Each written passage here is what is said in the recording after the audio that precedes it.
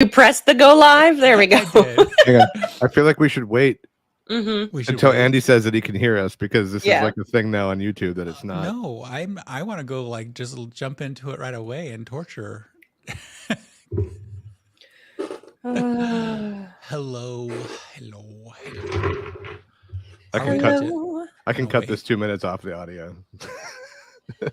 Like Wait. just constantly. Yeah. Hello, people of the ether that cannot see us yet. Yeah, we're on for me, so that I just want to know how long it takes to reach YouTube. I mean, I have it streamed all the time, so I see us. We're on. Maybe Andy's internet is just really slow. Might have just lag. No, it wouldn't cut in like into the thing though, would it? I don't know. Just like when it clicks on and stuff. Oh, Jill sees us. Okay. Jill and Well, hi. Jill see us. Hello there. This is the podcast.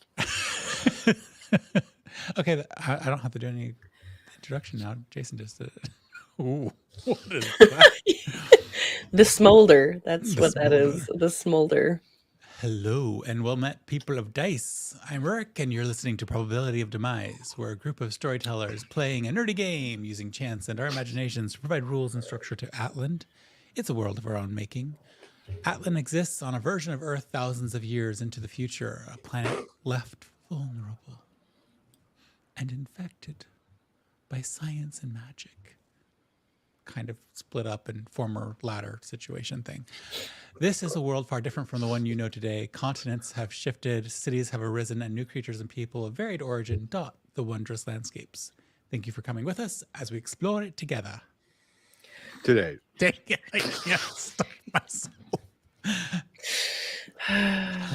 So last time I introduced a thought, an idea, a torture for my friends because I love them so much. It may or may not have been Who Wants to Be a Millionaire. Maybe D&D D&D version, yeah. style. And I think we offered up Jason as the was that Jason last time? Jess Jess. went last time. Who's Jess? It's because I was writing up new questions for Jason this time. Because of course I felt like those questions weren't hard enough, so I had to come up with more.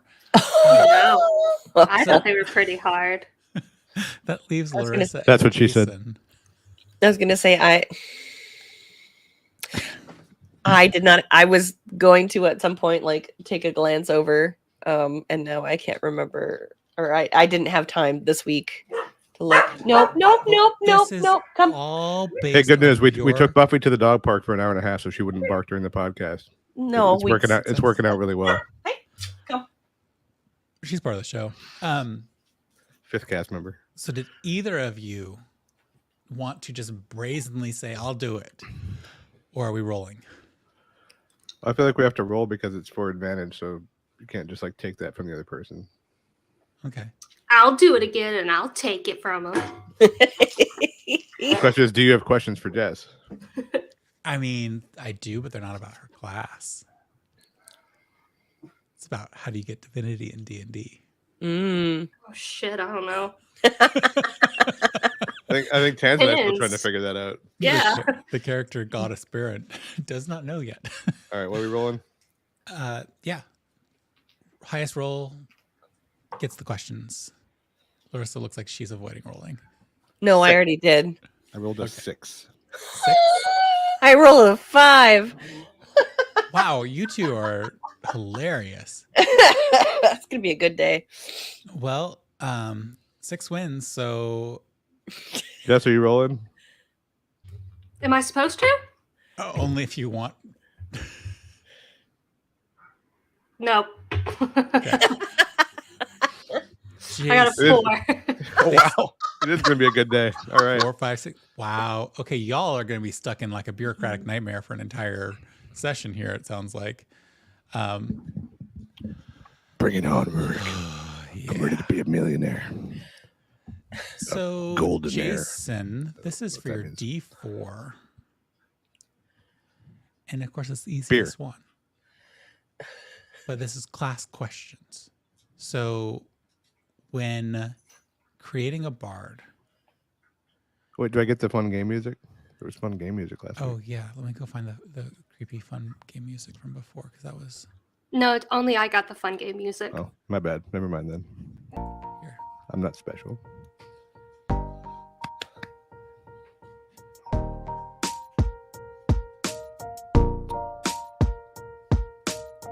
bringing it down the volume so we can talk right over the top of that. I feel like I could do terrible freestyle rap to this. I'm not gonna try. Say, It's legitimately all. It's ever since I was a kid, you know. Basically. All right, easiest question for a bard. What is the main stat that holds up Charisma. your spells, everything? Charisma. Final answer. Charisma. Yes, you have a D4. D4! Now, do you want to hold on to that D4 or do you want to go for a D6? I'll take the D4. No, I'm just kidding. I'll go on. I mean, legit, you could do that. Just shut your game down right now. It's okay.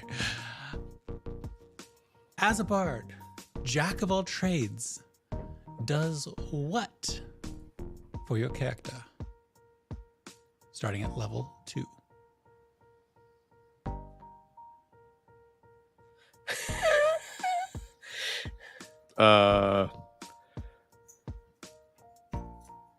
Does that like take spells from other classes?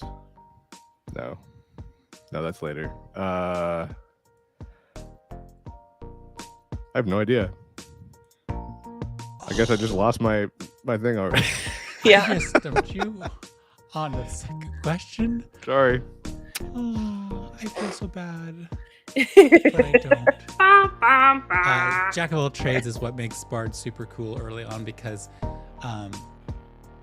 as you reach different levels and everything, there's all sorts of things that change for the bard, but this is like the base fundamental thing. And at second level, you get to add half your proficiency bonus rounded down to any ability check that you make that does not already include your proficiency bonus, which is why bards are such all-rounded rock stars at skill checks. That feels like a thing I haven't been doing for. It's already there. No, it's pre-calculated into your. You've probably just gotten so used to it. Alright. Oh, I'm so sorry. I'm so sad for you. Well, no inspiration today. I'll inspire myself. Wait, I can't do that either. That I'm gonna end that ridiculous sound in the background. I really should add like a series of just cymbal crashes for the end of that tour thing. But we are now at the place for introducing our characters, if you'd like to, very briefly. My name is Jason, and I play Asher, and we're both bad at trivia.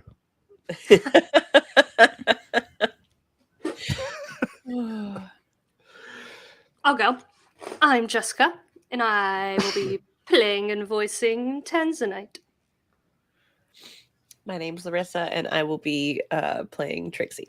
Of course, I already introduced myself at the beginning, so we will jump right into the fun of announcements. I do want to say, please keep supporting those independent creators that you're going and hanging out with and supporting and enjoying and loving. Lots of really cool things happening out there in our world. Ooh, there's our overlay. I have recently been supporting Robin's Nerd Supplies, which I don't really know.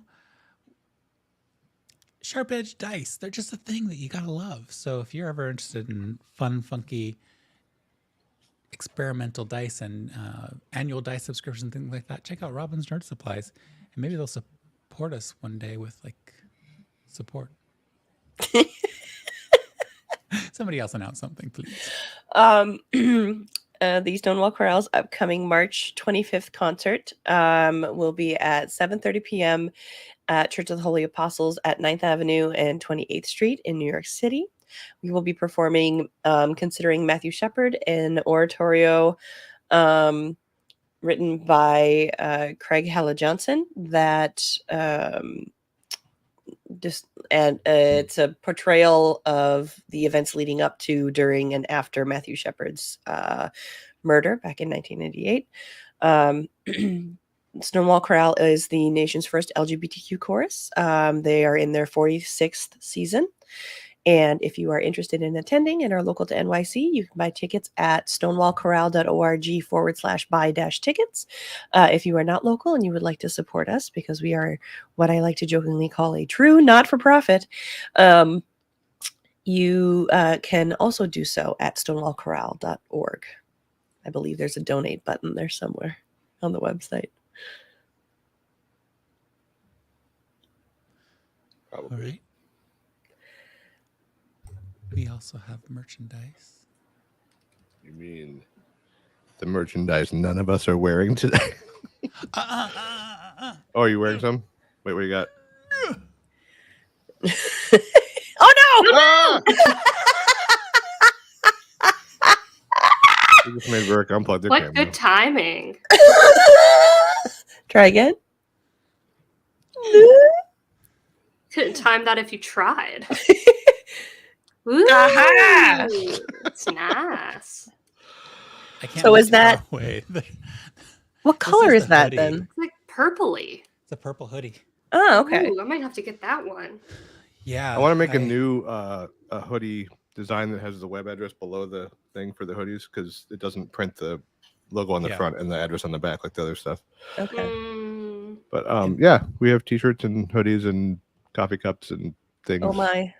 Oh my. Yeah. the That's stickers are good T-shirts too. on TeePublic. Link is in the show notes and in the comments. So buy stuff. Yeah, lots of cool and fun stuff. If you If you catch buy a me, shirt, we could make upwards of $1 or more. if you catch me at FanCon in Portland this next weekend, I'll have little stickers they'll give you for free. Ooh. Ooh. I really want to get a tote bag. Not that I need yet another tote bag, but I really want to get one of the tote bags. It's useful for groceries and carrying around your excess hoard of dice. Yes. Yeah. Yes. And it's also like purple, so I could technically just flip it inside out and use it for work. So Oh, I need to make a tote bag with the logo and the web address, and then that says bag of holding on it. yes. Casket of holding. Thematically appropriate. Jeez. Bag of holding works better. Oh. You're a bag of holding. I am a bag of something. All right, thanks for tuning in, everybody. We'll see you next week. It is now time for our word of the day. Word of the day. Word of the day. Squishy, squishy. I want a little clunky hunk noise now. All right. So, the word of the day today is apricity. Apricity means it is the warmth of the sun, specifically in winter. Ah. So, the warmth you feel from the sun in the wintertime, apricity. Huh. Huh. Unknown words that we're all like, huh, cool. Please spell it. Apricity.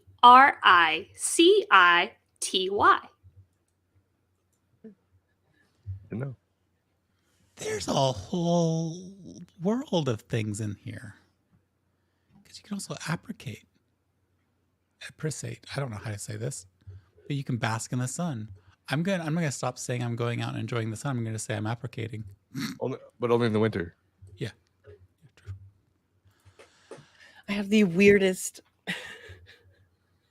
What? I Are you- apricate you guys. instance of echo / deja vu going on because I opened up Facebook to share the video, and like you would say something, Rurik, and then you would say something, Rurik, and it was just it was I was like, wait, they just said that. Oh. Yeah. But it was like you were repeating yourself intentionally. The timing was So good. So good. So just so. Oh man. Well, I'm actually appreciating appreciation right now. This is gonna be my new word. I'm gonna find a way to use it every day. No, see, that's what we're supposed to do. You're gotta figure out in the game, but I'm applying this to life. This is a life word. Huh. All right, so now it's the fun part of rolling for the commercial, right? Yes. And I.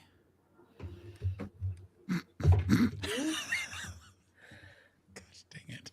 I have good days and I have bad days. All right. Hey, Risk, guess what I rolled? 4. 11. 14. 8. Well, I'm doing whatever the lead on that chooses. I have to do nothing. That's because we're saving you for the recap. Yeah, I had my week off. It's time for another 10-week stint. So, Larissa, what are you choosing? So it's Topic either or reader.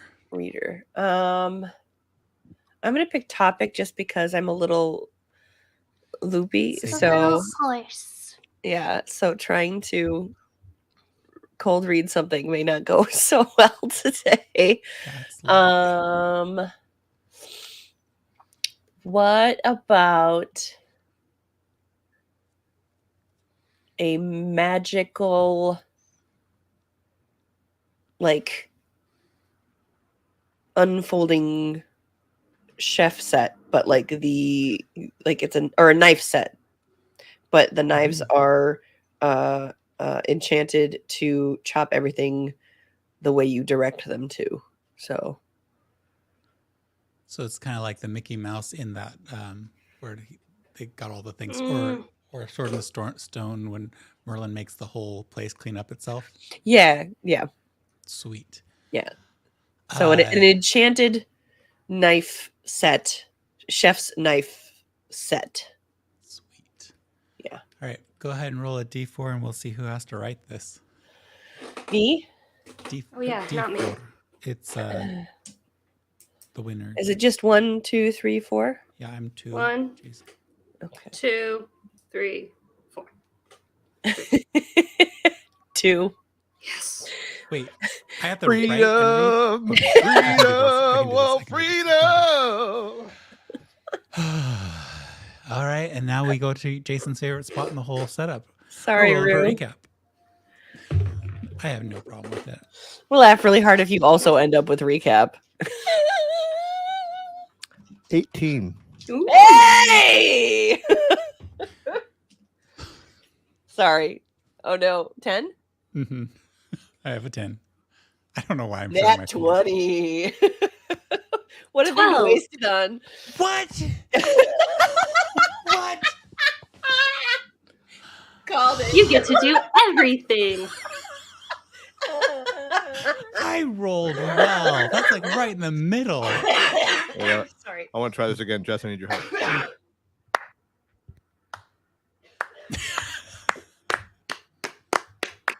So, well, I'm alive.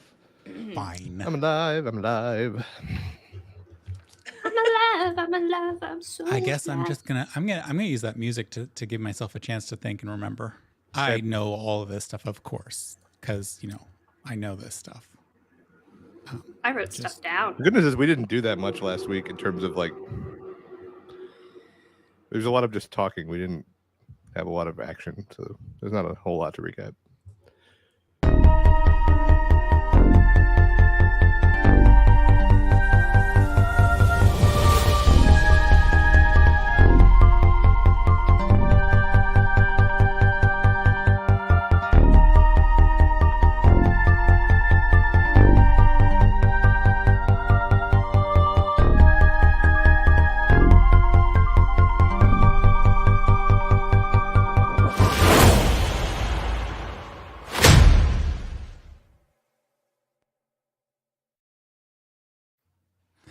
Gather round, adventurers, for the history in brief that has happened not so long ago. Nobody's seeing the panic in my eyes because they're all going to listen to the podcast. No, we have 5 viewers. Last week, our everyone. heroes Hello. started off by leaving an inn, or at least some sort of Shelter? construct realm place that somehow had a doorway to the swamp. And upon leaving said respite, refuge, whatnot, were connected with the undead swamp denizens that they had previously met with the leash, and were escorted in a friendly way to their own ship to provide a escort in turn for the swamp creatures to cross the ocean safely and successfully, as well as return to their own home of Overton Underton. On the way there, they caught sight of what was possibly a courier ship headed off ahead of them, as well as other things that they did not see because I did not get rolls that were high enough. They arrived in port, the swamp zombies having kind of taken off just a little bit before they reached the actual civilized spaces. Swampies. To a new type of swamping, a swamping of ecstatic followers and friends and folk who expect a bajillion things out of them. And so in some pure, beautiful moments of comedy, our cleric aspirant to godhood managed to paralyze her party mate. I totally forgot about that. Sacrifice her upon the altar of commerce myself and powerful. squirrel experimentation.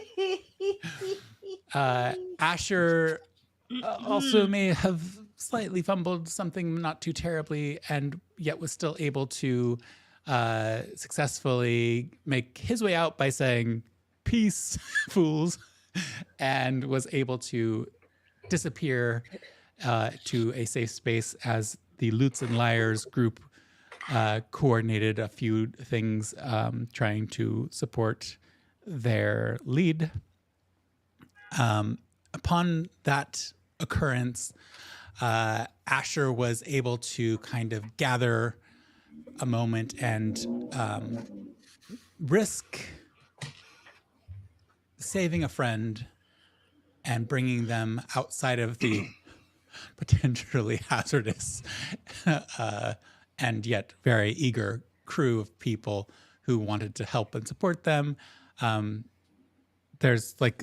there's like a floating thing up in the air, and somebody's mom was able to slip away in the hubbub, much more used to dealing with the changes in Overton than everybody else was, as well as other folks just making their way to different places and not being the center of attention, as they weren't truly that. I'm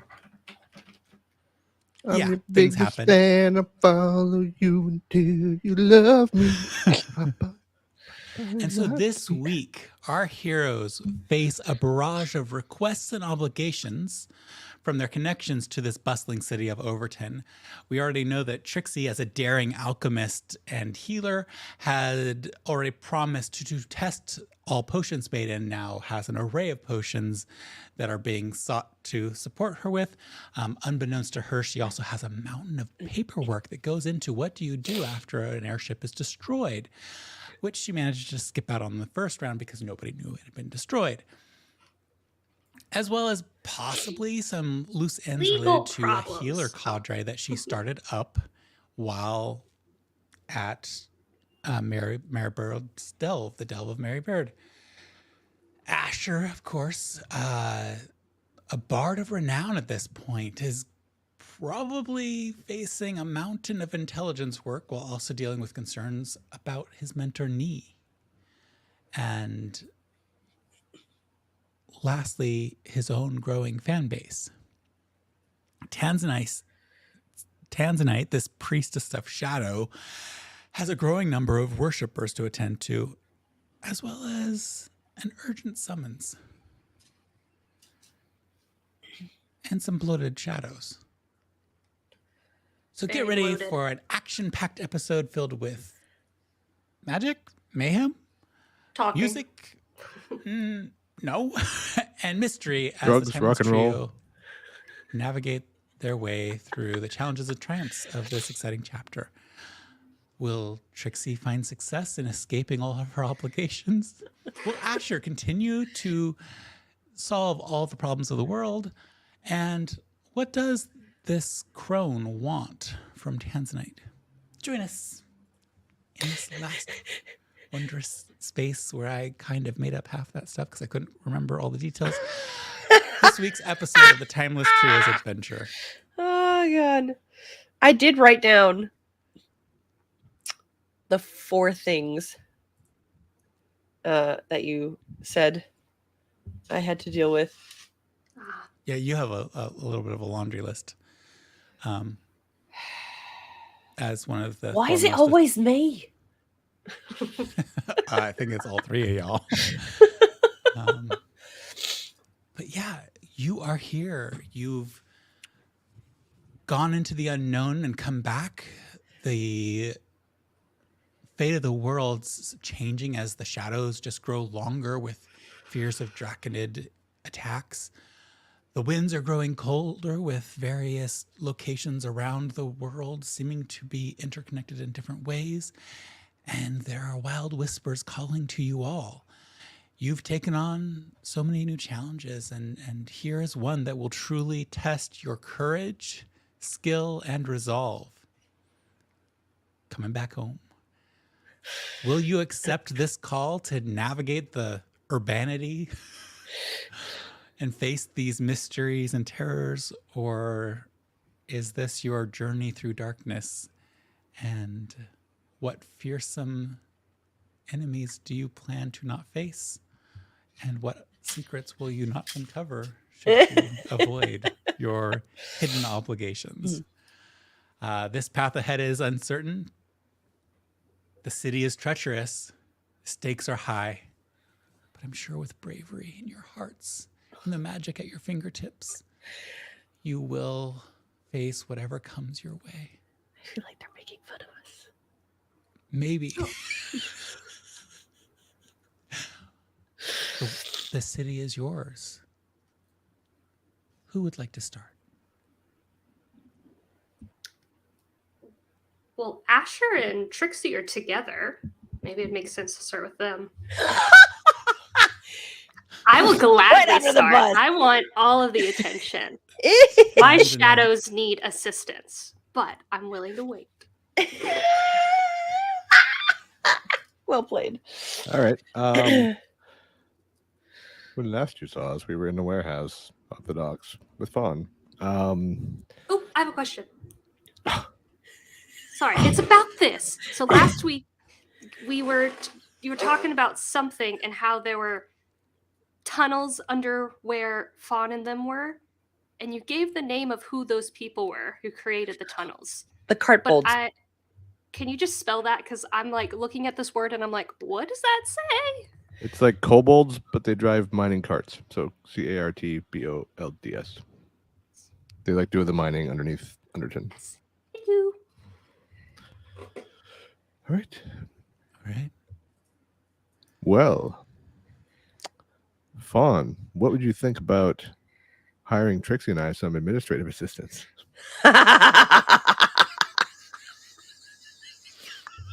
Wait, is that a Larissa laugh or a Trixie laugh? Yes. That's a Larissa laugh. Sorry.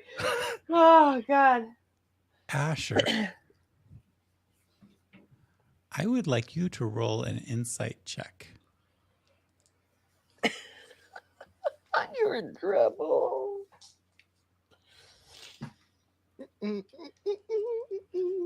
15.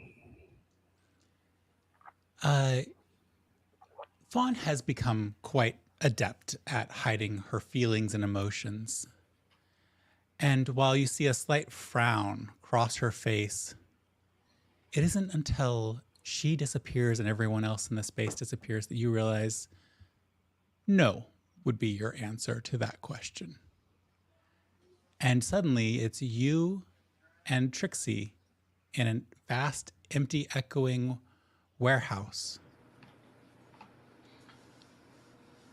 Well, that's a neat trick. In In the silence. Reminds me of the time I tried to do stand-up comedy. In the silence, you both hear an announcer's voice booming just outside the wall. Greetings, people of Overton. Welcome to another spine-tingling show of our famous timeless trio. Just beyond these barn doors, and you hear a knock on the warehouse wall. As the autumn leaves fall and our nights grow longer, I will share with you the story of the trio, beset by strange and eerie requests and obligations. Welcome, welcome all. You hear a crowd cheering just beyond the wall.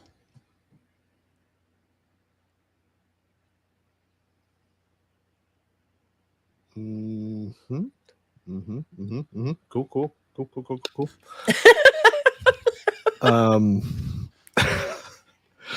So I guess we should figure out what that was about. Does this warehouse have a second floor? And are there windows up there? It is a warehouse, so it is tall. There's a little bit of a loft area that looks a little rickety and sketchy. But you could get up there. There looks like there might have been windows at some point. Go ahead and roll a perception check.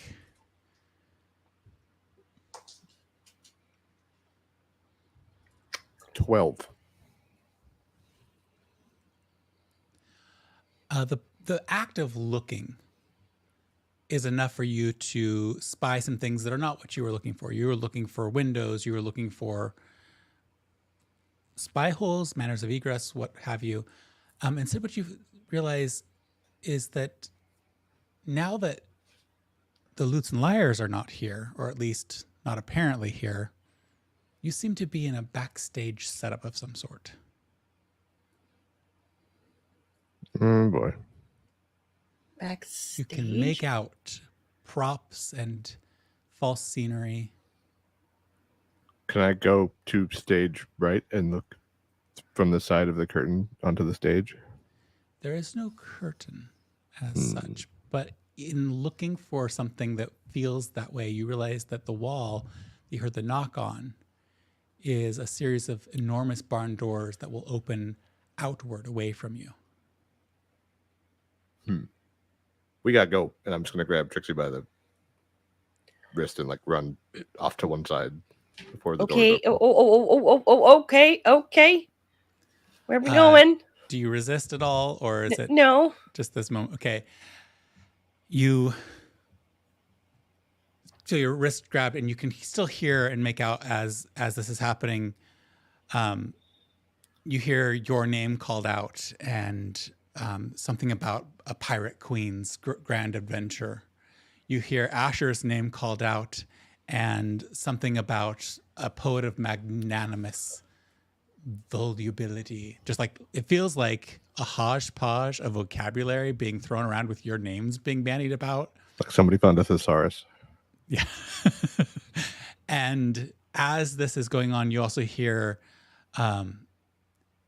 his tone change. He goes, and of course, their dark companion, Tanzanite, and her growing power over the souls of the departed. And with that, the doors start to creak open, and daylight peers through into the darkness of the space. And as that daylight props things open, I need both of you to roll stealth checks to see if you're able to sneak off into the darkness of the space. Oh dear. Will they save their companion? 24. Of an ancient and mysterious force. I'm gonna find my. 24. Sorry, hang on. I gotta get back to D&D Beyond. Don't die. I'm not going to. 19. Just riff for We don't have a diamond large enough to resurrect you. Don't die. 19. You both kind of find little niches just like slightly separated from each other, where you think that you're hidden off barely there wings behind where the doors kind of have like a little bit of corner, but this opening is just an enormous amount of space that has been opened up. And you see in front of you just this, not huge, but there were a lot of people down on the docks, and a fairly sizable group was drawn to this event.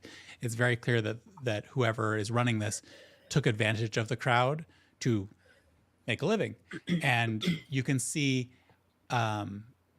just as a quick glimpse that there are several people rushing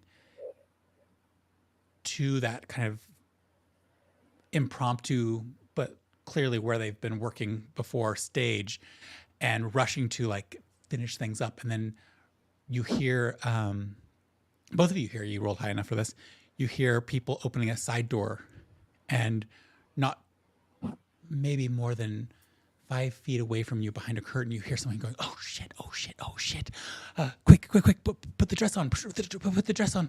I've got to practice my lines." And you hear another voice go, "Oh my God, oh my God, oh my God. They're probably still here. They're probably in the audience. Oh my gosh, they're going to hear us. They're going to hear us." And then you hear one other voice go, "I don't know. Am I the bad guy still?"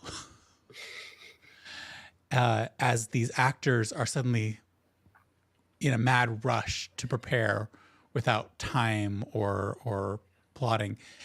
And as you hear this, you hear the announcer kind of riffing for time, because clearly this is like a ad hoc production. Go ahead, Asher. Do I have any sense that this is a Lutes and Liars sponsored production? Go ahead and roll an insight check on this.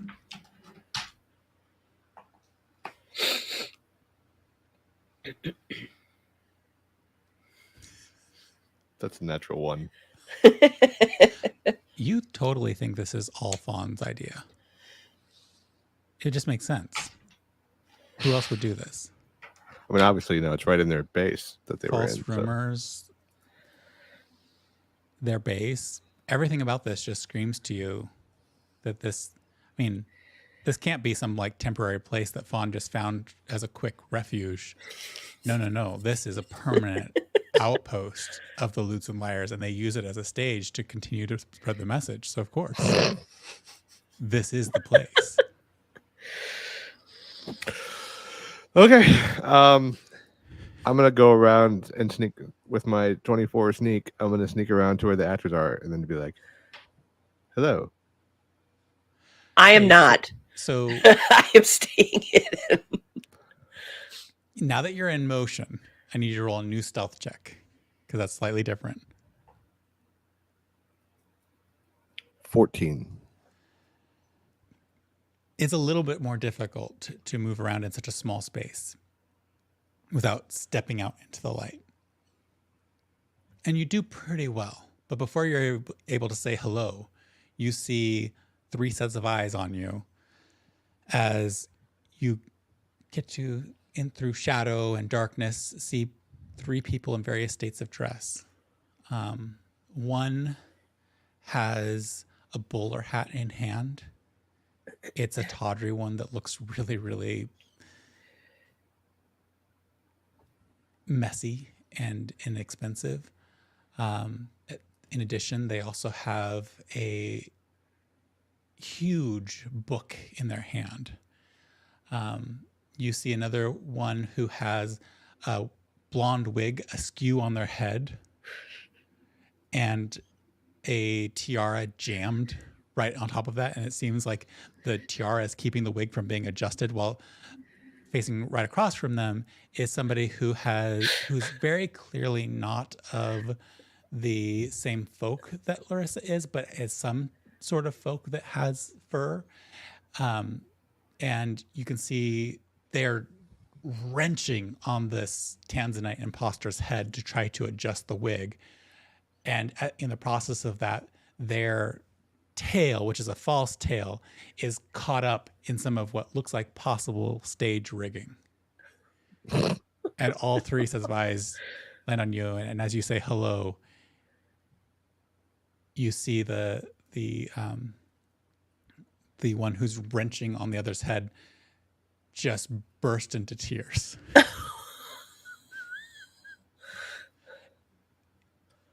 be like, has anyone seen Fawn? I assume this something to do with the Lutes and Liars Guild. Obviously, this must be a sanctioned performance. 3 sets of eyes just grow wider, and the Asher impersonator, my lord.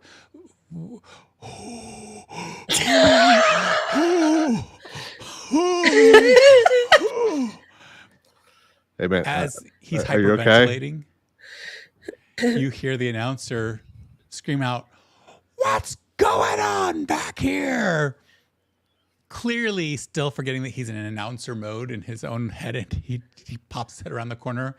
And as he pops his head around the corner, you hear a ka-thunk behind you. Who fainted? And turning behind you, you see your impersonator has fainted dead away on the floor.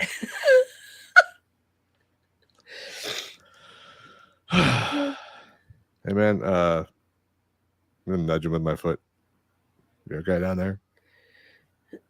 The presenter person said, "Oh, well, you definitely look the part. Wrong hat, but you look the part. Just a moment. You'll be on in a moment." And he literally launches himself back into the open space that has been created in the stage, and you can see that like now there's a bunch of stage hands coming in and shoving scenery into place and kind of creating what looks like a really, really pathetic tavern scene.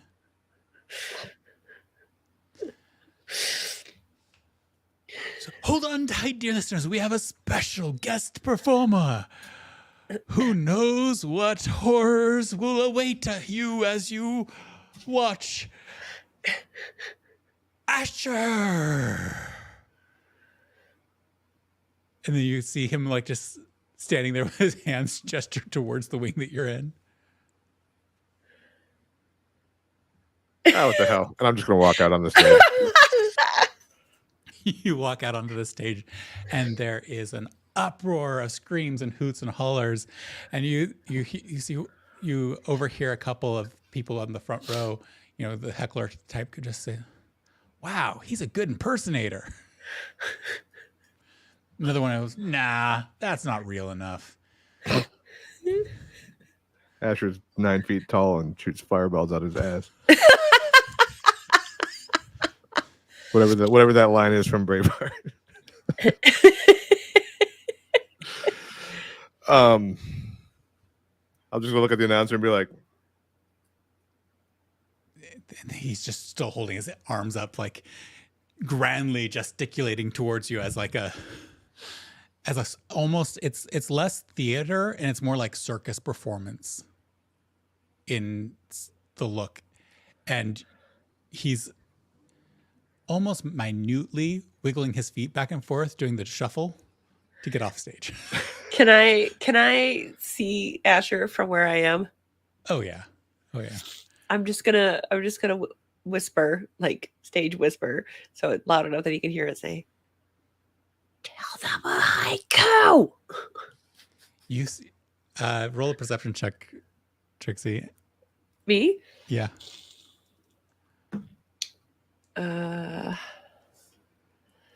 17.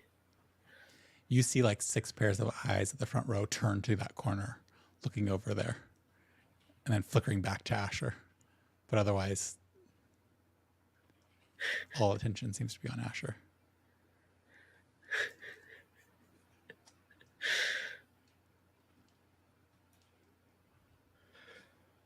I'll turn to this crowd and say, "A man there passed out. He was supposed to be me. Now, I am here. Now." Roll a performance check with disadvantage. That was so terrible, but you are also Asher the Magnificent, so who knows? Well, 26. With disadvantage? course. Jesus Christ! I have a plus 15 performance bonus. Oh my god! That's right, I forgot. You Trixie and Asher, you both witness just the crowd murmur and then look at each other, and there's like confusion evident, and then some like arts critic stands up and goes, "Such magnificence!" And then there's just applause as they all confusedly but enthusiastically applaud this haiku.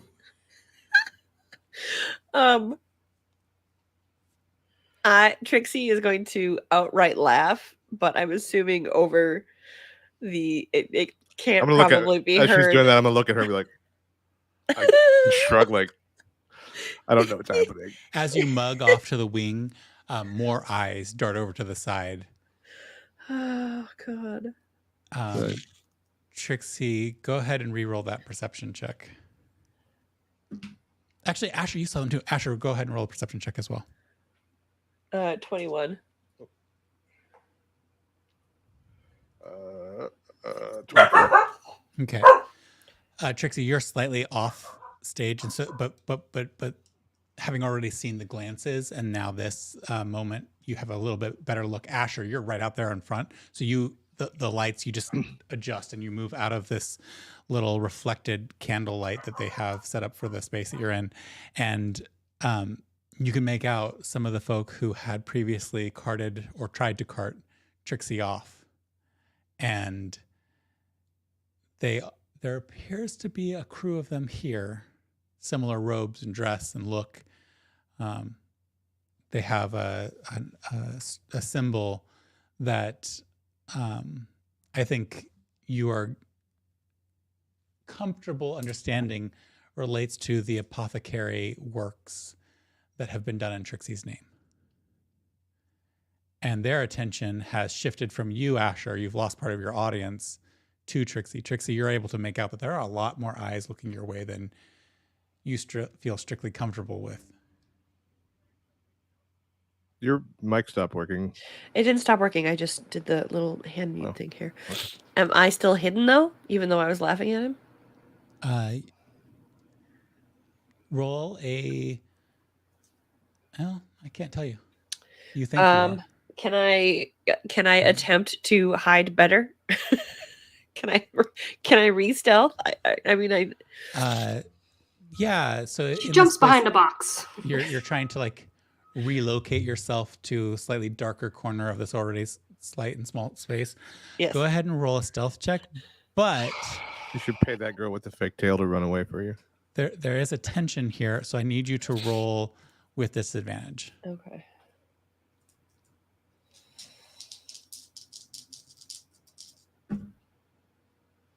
Ooh. Stealth, right? That's a dirty 20. I rolled a 15 and a 17. Okay. Yeah, you leap kind of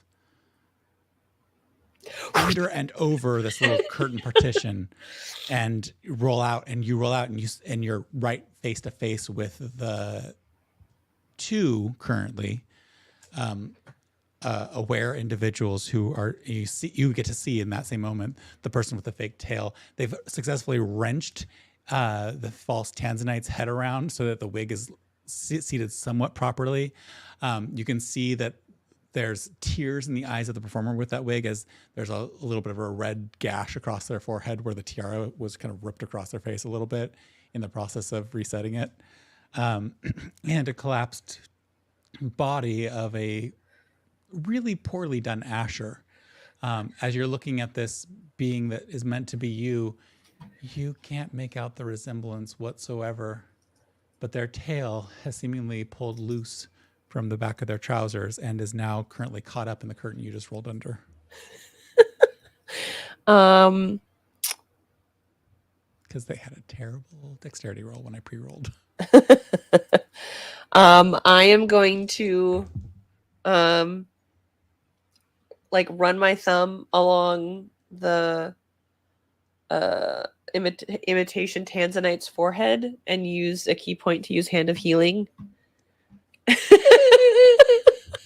So sweet. can never remember what it is to. Hand of healing, hand of healing, hand of healing. Where is it? No, where'd it go? Ah! Okay, 1d8 plus 4. Okay. Well, So we don't have that's- to roll the actual health for this. Okay. 'Cause it's low damage, but Okay. you do see it scab over as the scrape and then goes what about away. the other one? Would he be considered stunned? Sure, yeah. Can I? Well, actually, can I do a medicine check to ascertain his status? Yeah, you didn't see him faint, so go ahead and roll Yeah. that medicine check. Oh no. 13. Yeah, I mean, it's you have to assume they either fainted or they knocked their head on something and they knocked themselves out. But yeah, they are in All a right, state of unconsciousness, but not a life-threatening situation. I'm gonna use another key point and do a wake up. Sure. Rick's just like, why do I let these people play? You wake them up. They're coming to, their eyes blinking, and the one that is apparently supposed to be you. Oh, did we offend you? Why would you have offended me? Because and she gestures, and you can see that she has this kind of like hat that's very much not a great hat, but you start to realize is meant to be a pirate's hat. Okay. And you see as she pulls up her hand that she has like a dangling from it a false hook. Okay. Well, obviously, if you look at me, there's none of that, right? Oh. So if you don't do that, then you're more me than you would be more me than you are now. Oh. And it's true, you use a shovel. I thought that was fake. You can see her eyeing your shovel. No, and I take it out and I hold it out. I don't give it to her, but I hold it out so she can look at it. If you want to, so you can make you a see her copy. eyes just kind of like trying to record the shovel. I'll have to make, that's gonna be really a shovel. And you would be surprised. And even as this is happening, the crowd is roaring for Asher to continue his thing out front. So this continued like roar for Asher to just share. And I'll say, hey everybody, what time do elves like to have lunch? I heard it's around 12ish.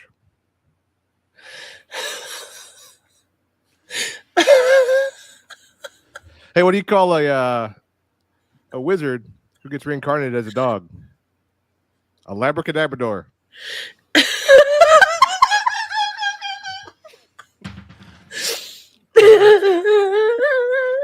roll a d20, add your charisma modifier, spellcasting modifier to it.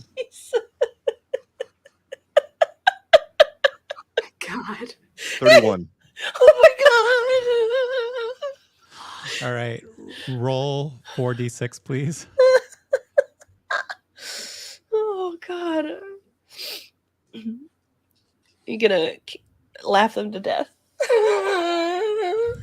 Are they taking psychic damage? 13. Your audience is laughing so hard that they it's almost like they can't control it. And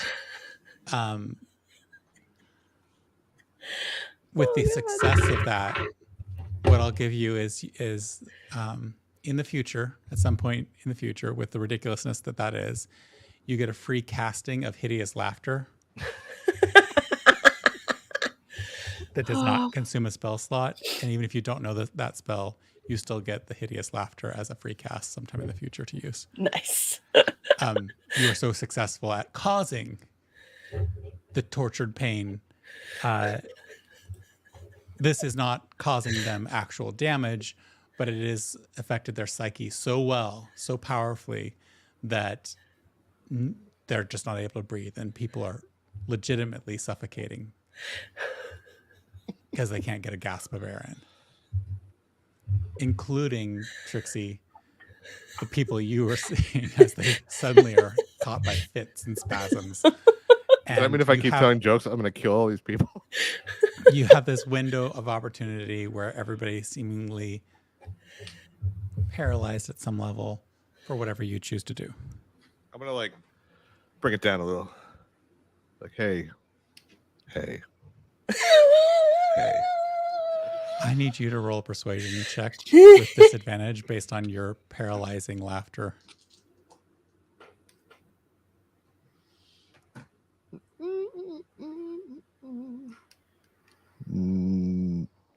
Wait.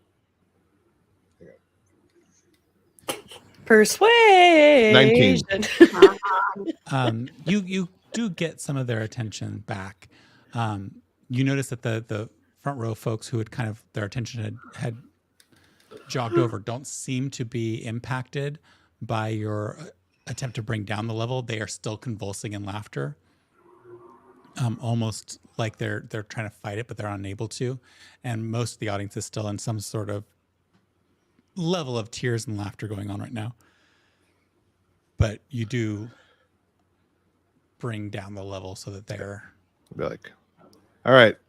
So we just got back into town, and we have some dragon business to deal with. As you probably know, dragons are attacking our city. They're attacking many other cities. They're attacking small villages that can't defend themselves at all. And it's sort of our responsibility to help all of these people everywhere. So we need the ability to move more freely through the city so we can conduct the business that we're doing. And the way that you can help with that is to maybe limit, grouping up and trying to get autographs or to rush us or to get us to look at contracts or whatever you need, what kind of interaction you need with us. If you could limit that to the appropriate places and times, we would really appreciate that so that we can help as many people as fast as possible. And now for something completely different. As you flip that switch, there's people still in paroxysms of laughter that seem to be able to attend to what you're saying, and there's other people who clearly can't. They're still in that laughter space. But you do get some nods from various folk. What impact that will have, who knows? All right, one more before I go. What did Trixie the Pirate Queen? What insults or why did she teach her? As you Start on over. stage, several people look really nervous. Why did Trixie the Pirate Queen teach her parrot to insult people so that it could cast vicious Macari?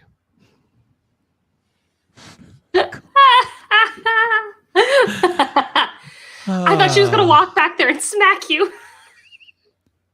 Trixie.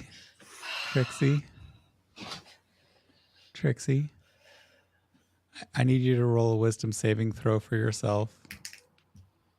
She's not even on the headset. She's totally avoiding this. She's still. Yep. Trixie, I need you to roll a wisdom saving throw for yourself. I hurt your brain with that one. I hurt my own brain trying to say that one. A wisdom save? Yeah. 27. Ooh. You hear this coming and you're just like, I'm going to kill him. You don't even feel the wave of pain that should accompany that upon that ridiculous. Your purest thought is I'm gonna kill a him. vision of Asher in a pool of his own something. Not sure what, but something. Oh. All right. You have an opportunity right now to escape this space. It's up to you, or you can be stuck here forever. Okay. I'm going to leave, but as I walk off, I'm going to say, I once found a magic sword that always tells the truth, even when it was hurtful. It was a very blunt weapon. Thank you. Have a good night. I'm just going to walk off the stage.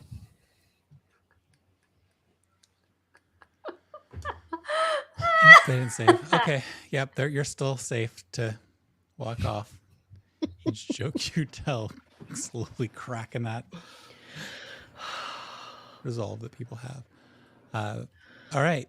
So I'm going to I have like a huge list of jokes that I've just completely stolen from like websites of D&D jokes. just going to pan Just for right these over situations. to Tanzanite as the safer. Is it? Maybe. Last, I think you were right outside the pumpkin house, or you're on your way there. So, or were you? Yeah, Which place were you headed to first? I can't pumpkin remember. house. Pumpkin house, yeah. So you're right outside the door to that space. Go in. I'm expected. Yeah, you go in. Inside is I'm on the list. it's lit by a strange light glow, candlelight everywhere. It's daytime outside, but suddenly by going inside, it feels like it was nighttime, as every opening that may have seemed to be letting forth cheerful light to the outside is now somehow shuttered from within. And in fact, even looking through a window reveals a nightscape. And seated there in front of you is the goddess you first met. The Crone. With her cauldron, slowly stirring it. She says, seeing you come in, it's like there's a solemnity and silence. Your crew of folk didn't seem to come in with you, even though one did go ahead of you. And here in this little space and place, you have a moment, and she looks up at you. Ah, welcome. Some decisions to make, my dear.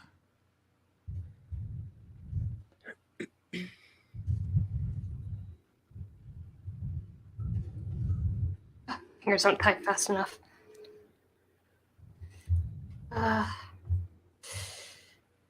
It appears so. Yes. Are you? Do you need help?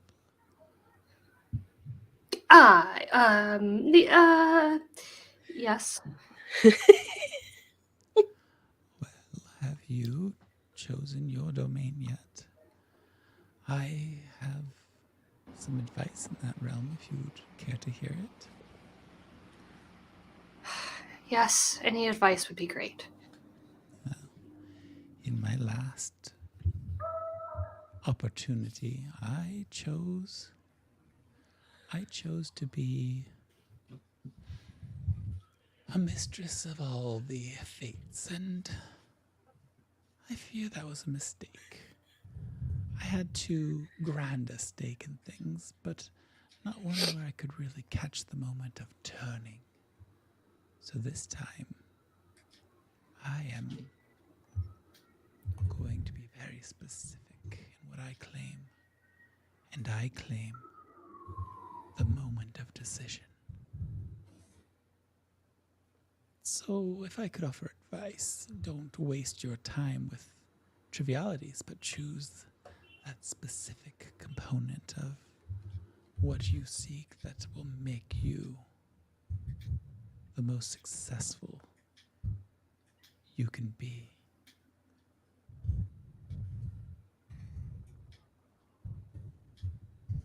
And she's stirring that pot right in front of you. Can I look inside of the pot? Yeah. You look inside the pot and it appears to be a golden broth. But at the center of the vortex that she's been stirring around, you see yourself with a decision to make. She is quite literally stirring the pot of your fate right now. And as she said, she has narrowed down her domain to the moment of choice. And she's waiting for you to make a choice.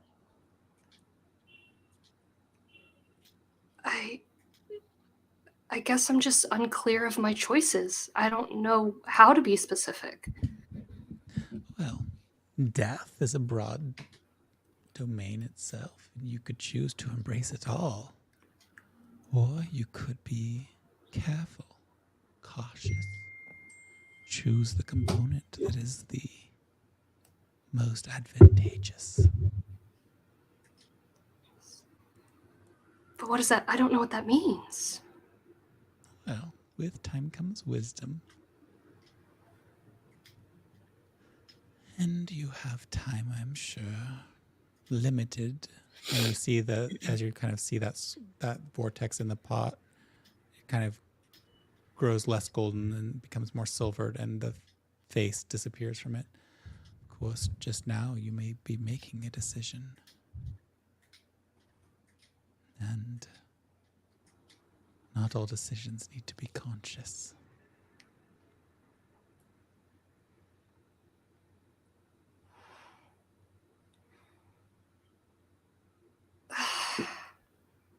I just feel very lost and confused. That is something that the dead feel. Is that what you're going to claim? Their loss and confusion? Well, I don't think someone who's lost and confused should be led by someone who's lost and confused. That's just confusion following confusion.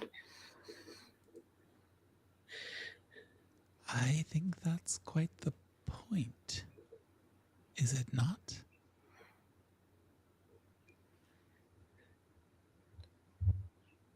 You could claim something more esoteric. As you've described that confusion, you could be the philosophical death. You could be the nature of life and death. You might be the process of death, which I believe there are many claimants on, as the process of dying is quite popular. You could be what comes after death.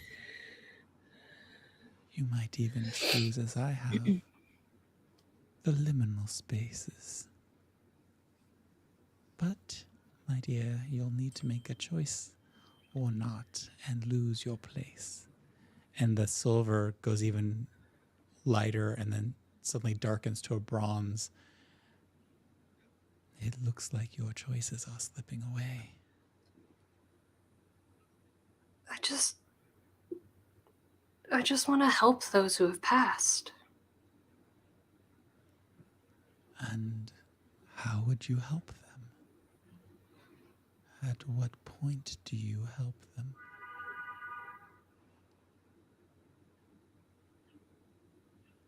At what point can I? I want to help them. And I kind of gesture to my shadows and be like, there's so many souls, and I just want to help them move on. Then describe what that looks like to me. And you see the cauldrons burbling again a little bit more, and it becomes a little bit more silvered.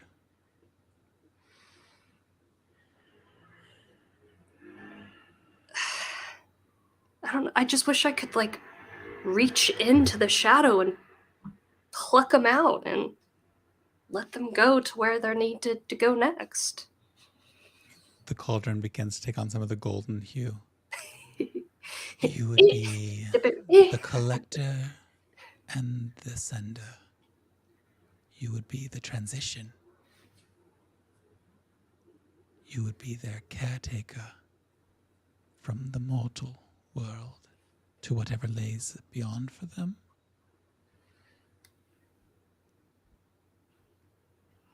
I mean, I'd like that. You would not hold on to them. You would not restrain the process. You would just be the passageway. I would be there to help them move to the next place when it's right for them. And what if something interrupts the right moment, would you protect them then as well? Of course. And what if it was an untimely moment? Would you restrain death from those who were unfairly offered the transition? There's never a good time to die, but death is just a step to what's next. So, You see whether the they want cauldron to or getting not. truly bright now as the golden component grows and your face then resolves again within the center of the vortex that she stirs. So you would be that step. No judgment, except for those situations where death is corrupted. You would just be the protector of the dead on their way to the next stage. Yeah. Yes. And is that your decision? Yes. Yeah. Yes. Yes. As you say yes, and the brightness of the cauldron grows even brighter, there's a flash and the crone disappears and you are in a different space suddenly. A Oh. vast, dark emptiness. Oh my god, we Stacks and stacks. You are in this place where everything seems to be black, gray, and white, and color is just leached of everything. It is a place. It's just a place without color. It's like all the light has been sucked into some vault. There's no sun or stars, and you can see how this space overlaps your place and other places, and it's in all the spaces. It feels like you are in the world, and yet you're not.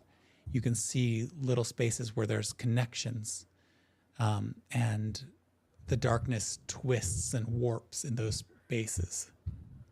And you realize you can travel through those spaces.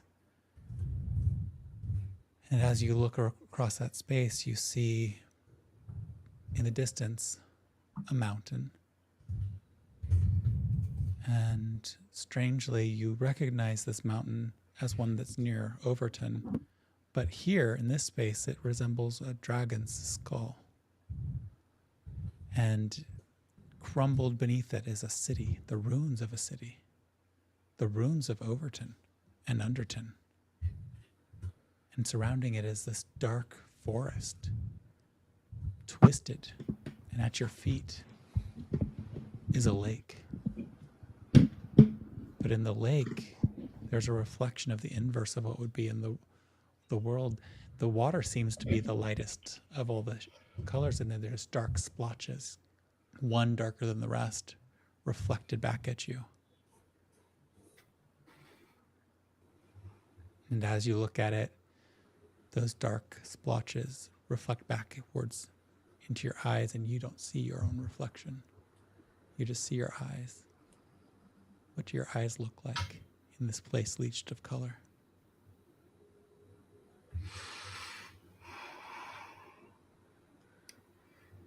Well,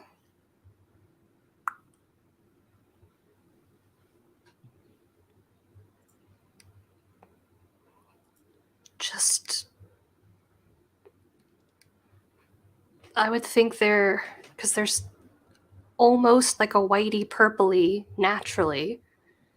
So they would just be like a hole almost, if that makes sense. So your eyes almost as a rift themselves. And as you look into your own eyes and see your own eyes, your shadows around you seem to slim down. And you see little motes of essence. It's not that they're light or dark or anything else like that, but they just seem to swirl around you as they depart your shadows, which are almost the lands here are your shadows. It's hard to distinguish where your shadows are and the land's shadows are. And I would love for you to roll a wisdom saving throw. Okay. All right. Saving throw. Papa. Ooh. Dirty 20. Your space in this moment, and as you kind of like are seeing these souls that are leaving your shadow somehow and dispersing into this dark realm, it's a relief, and you feel a little bit of your humanity slip away, unable to retain this vestige of who you are. It slides away from you, and as it slides away from you, you get to make a choice. Do you grasp it or do you embrace the dark?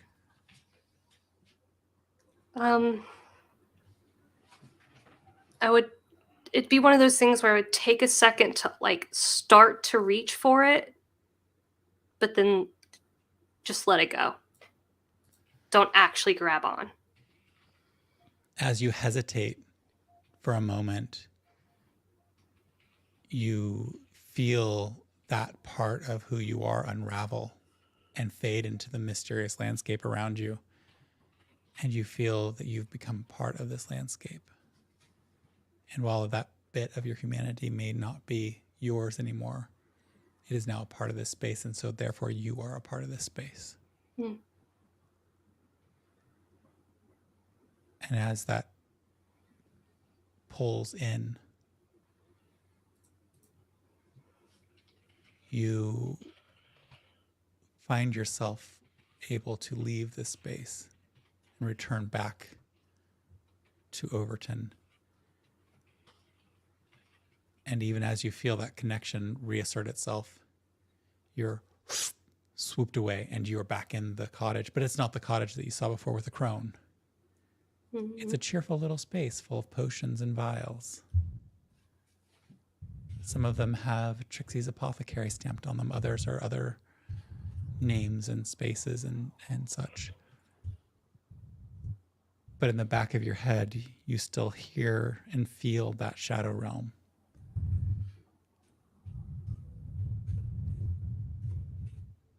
And it's almost like this place is too bright now.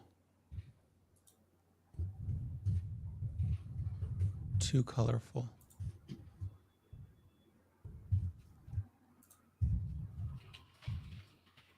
And you feel your shadows now have fully connected to that other space, and you can feel the motes of darkness, of deeper darkness within them that are those souls that are coming through from the mortal world, pass through so much more quickly.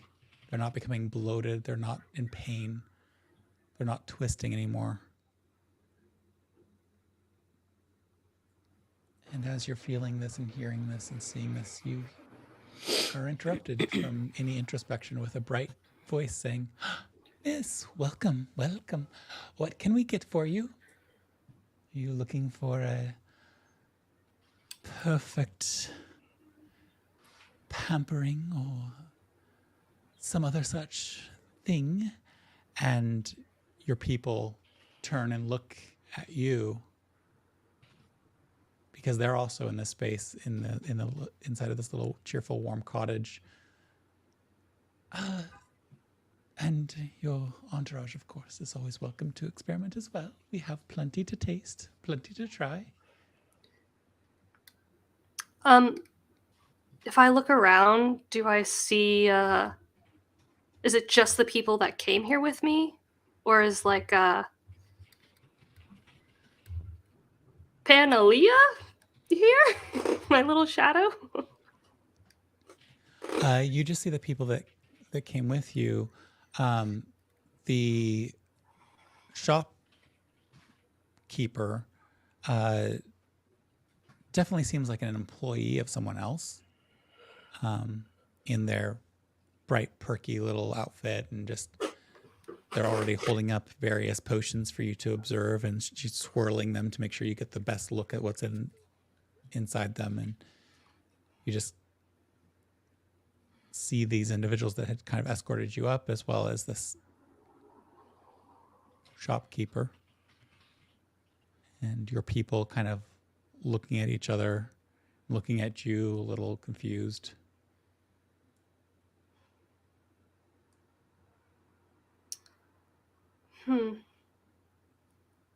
I want to.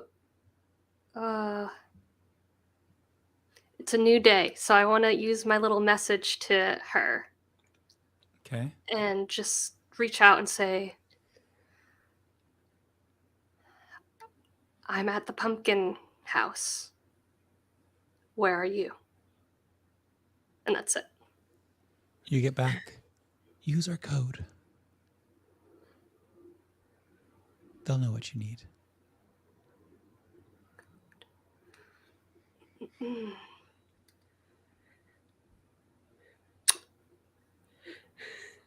I'm gonna lean over to one of the people with me and go, quiz time. What's our code?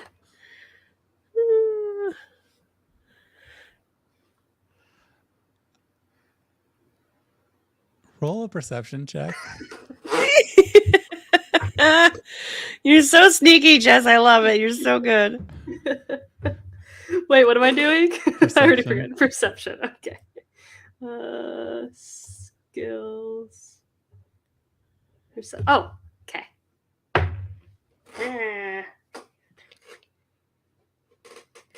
21.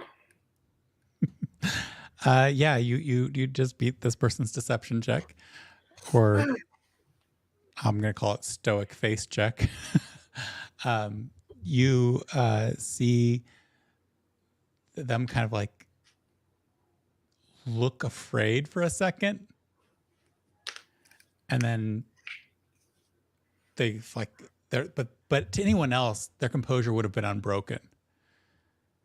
As I said, you mean your rotes of worship, my lady?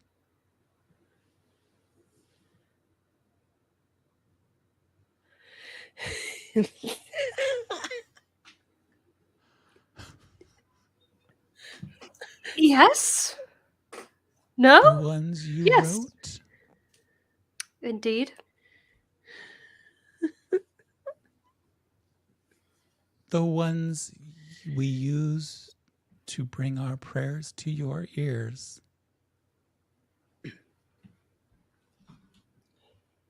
Mm-hmm. Is this a test? Mm-hmm. As you indicate yes, once again, you see utter fear, especially with your other.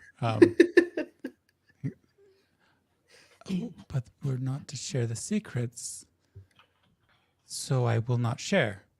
And she looks proud of herself, like she's resisted a temptation. Well done. And just like as I'm sorry, just go fuck. I want to go up to the lady and go, The shopkeeper. yeah, and just go, I'm expected. She looks at you, her eyes just very confused. By who? The shadows. Her face just relaxes. And as her face relaxes, you see her features transform, and there's your little shadow. Oh, god damn it. And she looks at you and goes, "Are you okay?" I am wonderful. That was fancy. Well done. Oh, we just learned it. And you see all the other folk around you, their faces transform and change. And it's not an illusion. Their features actually change. And they look like you up in a way, like they have your general physique and characteristics and ears. But then as they transition, you can see that they all look like various forms of shopkeepers or laundresses and other forms of young women of the Overton Underton community as they change their features in this space in this moment.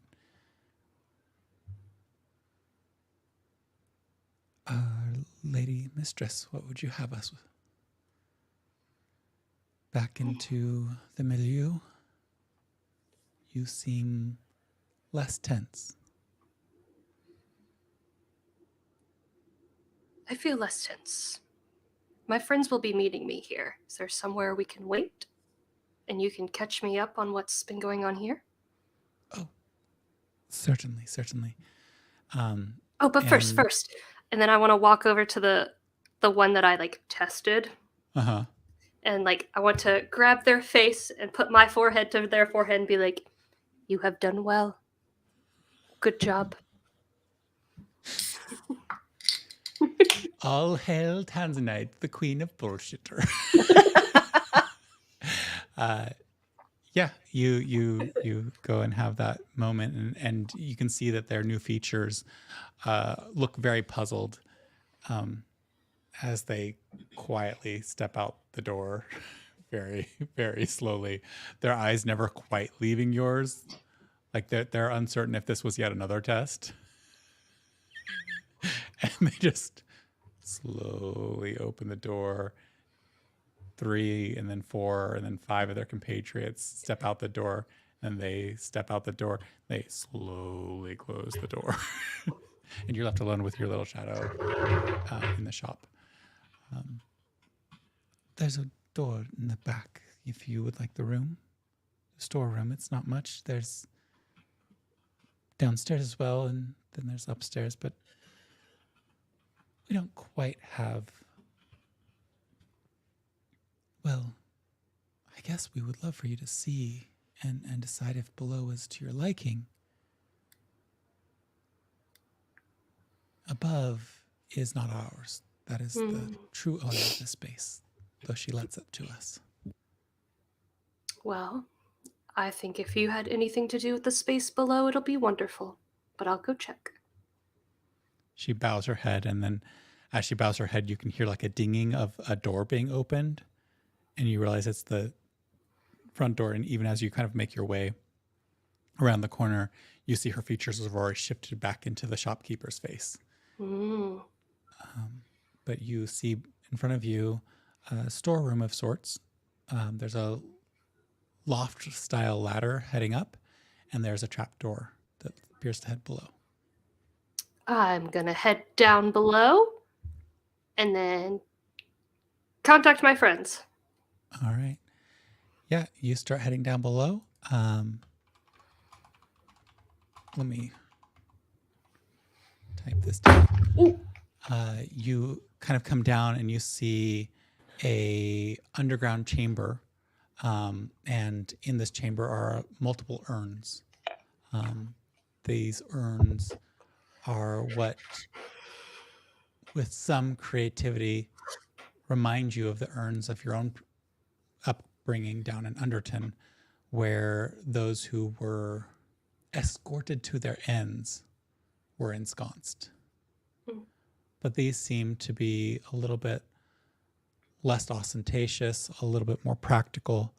They have functional nooks, some with multiple layers behind them. There's what appears to be a start at some frescoes of sorts, and there's a small altar.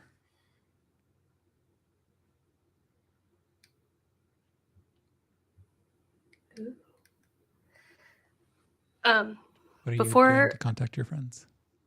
Before I do anything, I'm going to contact them via message. Okay. No. What the heck is it called? Sending. Yes, that.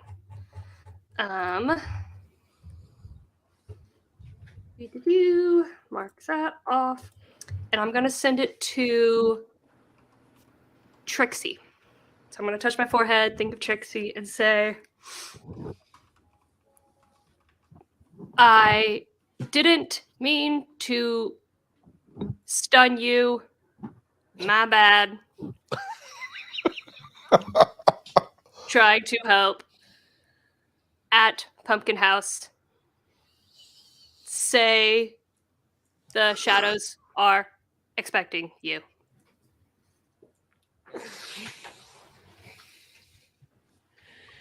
That was you? I thought someone was trying to kill me. I said my bad. We just escaped a play about us.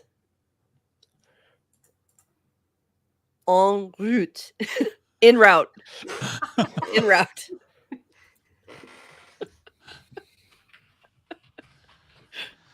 Trixie and Asher, what does it look like for the two of you taking this trip? I want that to be like on your mind, and you can think about that as we are going to go ahead and take a break. We can come back in at 45 or 15 before the hour. Does that work for everybody? That should work. Pups are okay. They've been Dog parked. yes. Okay. So we will return 15 before the hour, and I hope you have a great break. Mini bye. Mini bye. Mini bye. I gotta hit buttons. I can't-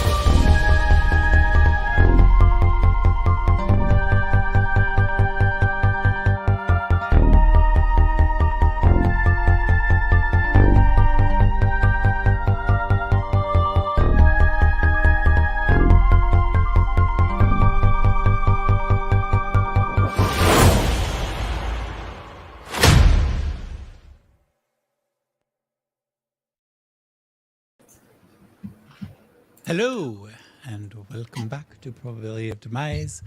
As I had failed my survival roll, I get to read again.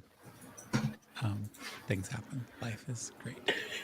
But But at least you wrote it, so I did write it, which was almost terrible because I like writing, and then I almost literally wrote myself into a corner of trying to say I like fun ways of writing things. So I A flibbity gibbet, a will o' the wisp.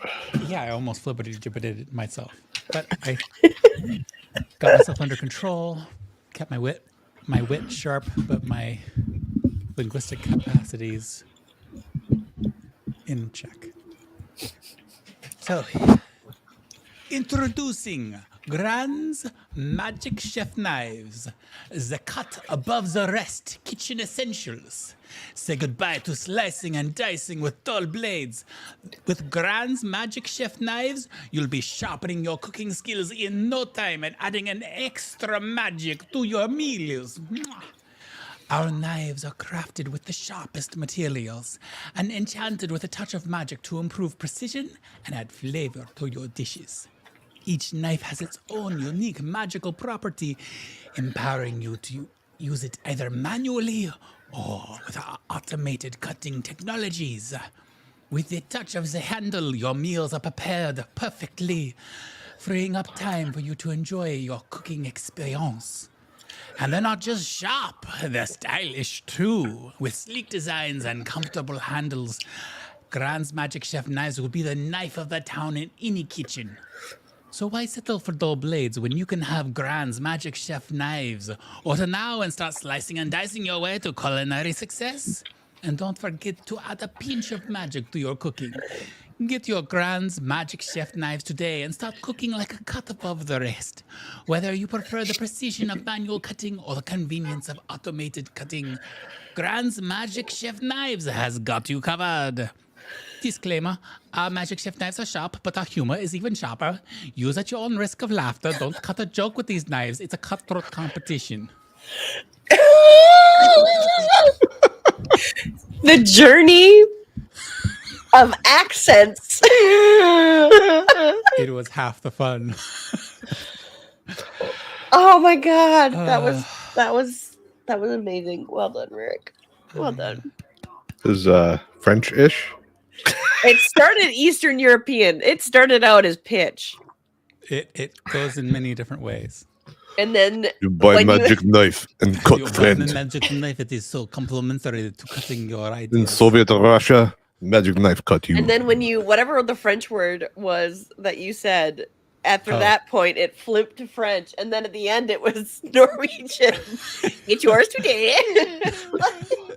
Our magic knives are sharp, but our humor is even sharper. Yeah. Yeah. Use at your own risk of laughter. Don't try to cut a joke with these knives. It's a cutthroat competition. Oh my god. Yeah, good. that was just dark sadness right there. Back to the normal look. Here we go. And flipperty gibbet. What are you drinking? Me? Yes. Water with electrolytes. Pomegranate flavor. Ooh. It actually sounds really delicious right now. It is. we would take a Mio sponsorship. I'm just saying they sponsor a lot of people on the internet, or they used to. It's not Mio, but it could But it would be Mio if they were a sponsor. It would We would be. all be drinking Mio. Mm.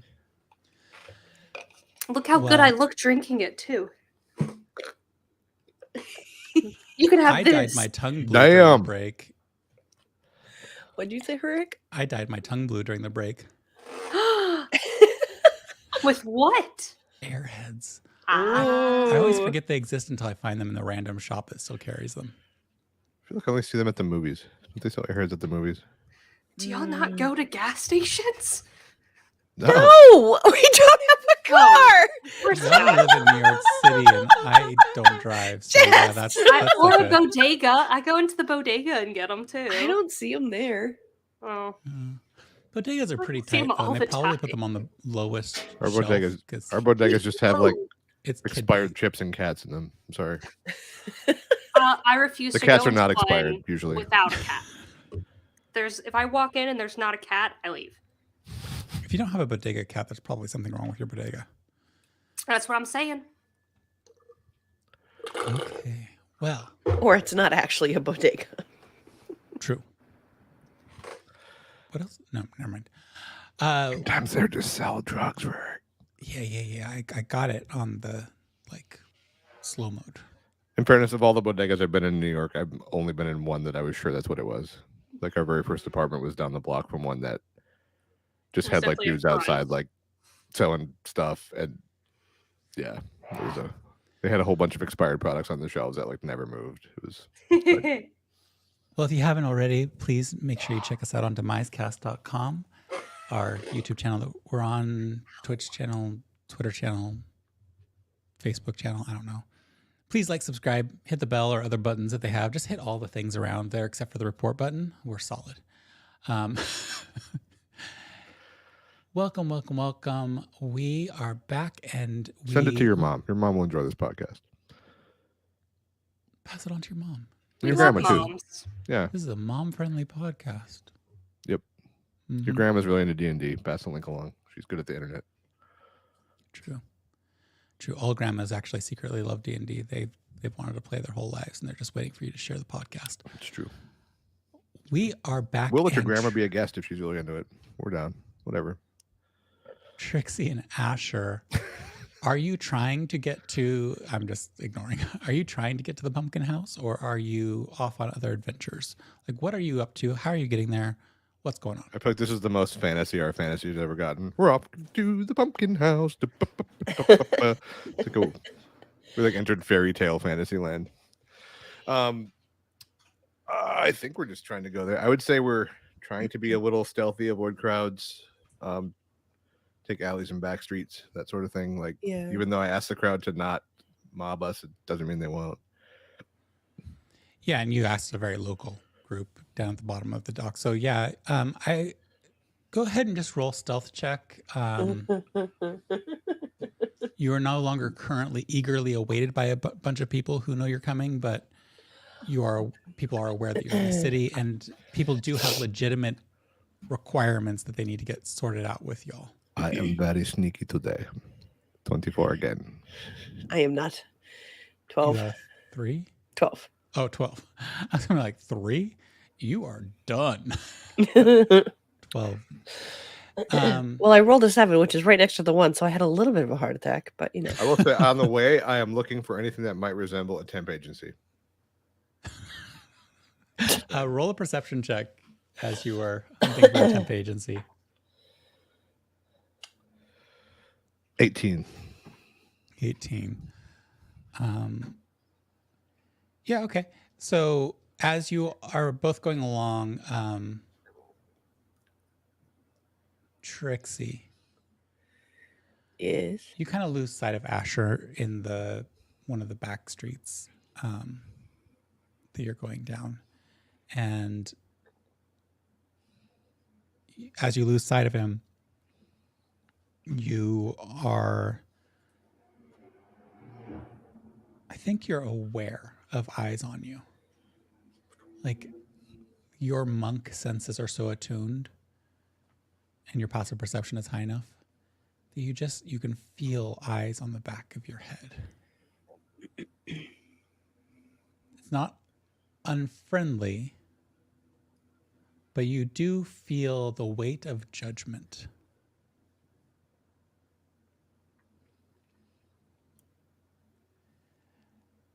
Asher, Fun. as you kind of what did you say, Trixie? Fun. On? Oh no. Asher, as you kind of go around a corner, temporarily losing sight of Trixie as you both are kind of skulking about trying to get to the pumpkin space, you've entered the slums where they are located. And you see a line of individuals looking at a bulletin board and pulling notices off. Every once in a while, you see somebody a little bit better dressed come along and tack something else up there. And it looks like there's somebody who's kind of coordinating pulling from this bulletin board. It's a little tattered, it's a little beat up, but you do see a space where clearly people have posted for some form of temporary work, and that there are people who are waiting their turn to peruse the board and then pull a task that they feel like they can accomplish and pursue those ends. Okay. I'm going to say mumbo jumbo and turn my armor into like a hooded robe. And then I'm going to walk over and I'm going to take out my notebook. I'm going to write a job posting for an administrative assistant. I'm going to stick it on the thing. And then I'm going to stand to the side and see if anybody takes it down. So you just put down seeking an administrative assistant, no form of contact or anything like that? Just I'll say inquire at hooded figure to the left of the board.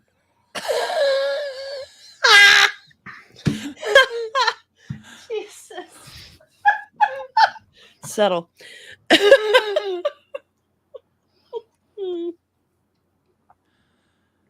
Must be good at paperwork. must be good at paperwork. Great. Okay.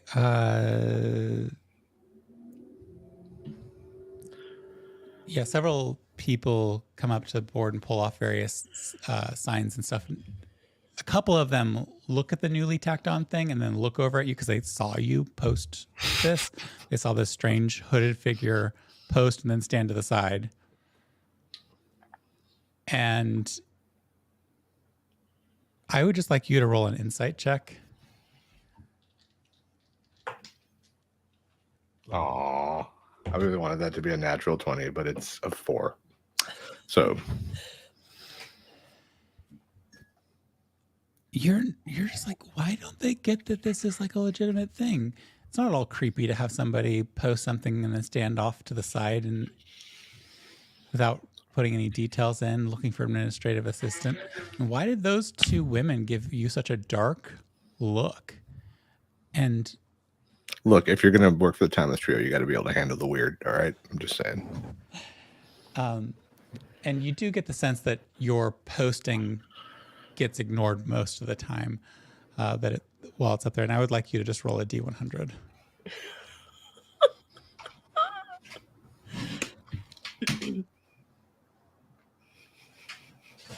You rolled on the floor. Nice. He likes rolling that big, huge dice across the whole room. Yeah, except our floor is not even, so. Trixie, what? Oh my God, stop. So it's just gonna keep going forever. It's a what are those impossible machines that don't actually exist? 94.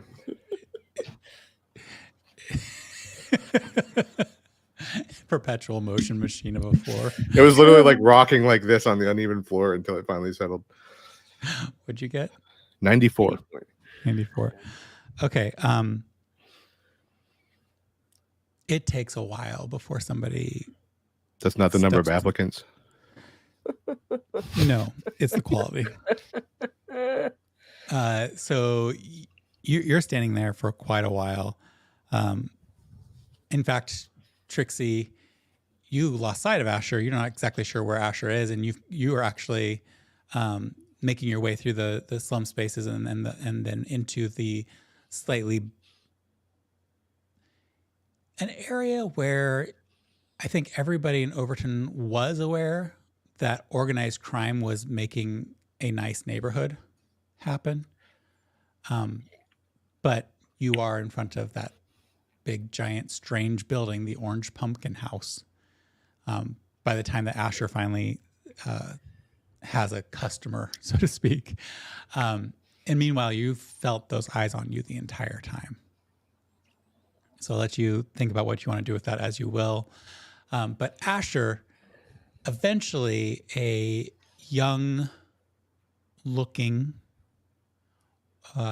individual comes up to you with that flyer in their hand, and they look you directly in the eyes.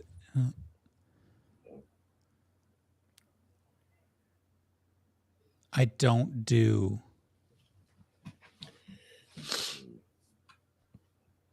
I do books. And if this isn't about doing books, then you need to know right now that I'm not interested. What do you mean you do books? I you do write books? books. I keep the books. I take care of accounts. I used to take care of accounts in Oh, Overton, okay. and I will not do any inappropriate activities with you. If this is a solicitation of that sort, you need to understand that that is not happening, and I am calling the guard on you. No. You're good. I'm gonna like pull back my hood and be like, "Do you recognize me?" Oh, no thanks. And she tosses the paper Wait. on the floor. Wait. So, all of the adventuring and stuff that we're doing around all of the world is apparently piling up a lot of paperwork for us back home, like accounts, bookkeeping, contracts, that sort of thing. And we need someone to manage that for us while we're away.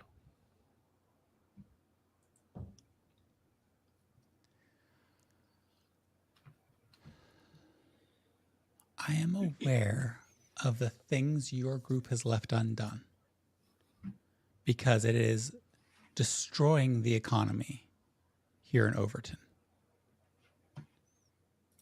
There is a backlog with your friend the squirrel alone in terms of producing new potions and keeping the army fed. I don't even want to begin to guess at what you're doing. Me either. Underton has almost emptied itself out for fear of what could be happening with your creepy elf friend. None of the families are returning. Well, some of them, they've moved into the nobles district, but her own mother has disappeared.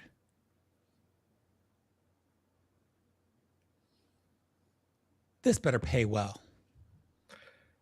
What is like a good annual salary, Rick, for Overton?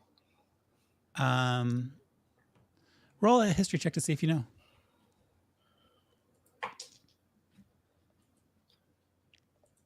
$28.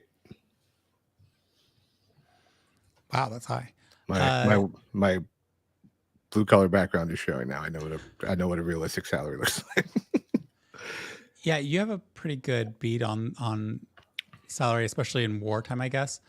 You know that what your mother earned or apparently earned on the surface as someone working at a tavern wasn't great. But now you know that there's probably a little bit more to that than what you knew for growing up. Your connection with Nee has kind of tuned you into what it costs to maintain various structures and workshops and experiments and things like that. And then you've heard and overheard things in the different taverns. Your understanding of this specific time in terms of wartime is a little bit shadier, but you're guessing things have gone up in price, not down. And I think... Years of war resulting in inflation. What? Yeah. General labor, a couple gold pieces a year is an impressive amount for folk in the general labor category. The more complicated the work, people who are literate are worth quite a bit more. There are people who work for nobles spaces that are happy to earn a gold a month. And then there are the folks who teach at the magic academies who earn upwards of 100 gold a term as instructors. For the guilds, the few that still exist, and for Grand's brand, salaries can be quite a bit more than that. So you know that there's kind of a vast array here. Okay. And the more personal privacy you seek, the higher the rate. Okay. So are you confident that for the right salary, you could straighten out a lot of what we're dealing with? Well, I could at least tell you where to be and how to get things handled a little bit more efficiently. For instance, your squirrel friend definitely needs to get her act together and go get through the backlog. The army is crippled right now. We haven't been able to fend off the last 3 attacks in Canyonville. Airship production has ground to a halt. How is that Trixie's fault? She made requirements where she had to be the only one who could test the potions. I mean, the army was the army before there were potions. Yeah, but they didn't have to fight dragons. And I don't know if you know this, but it's really hard to face a beast, and most of them go running off the cliff. Yeah, I've been there. All right, what's your name? You can call me Tilly. Hi, Tilly. I'm Asher, as you, I guess, know. Name your salary.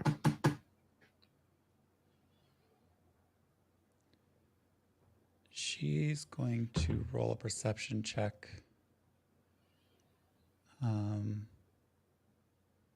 She didn't roll well, but she's also kind of a devious brat. So I'm going to say that she says to you.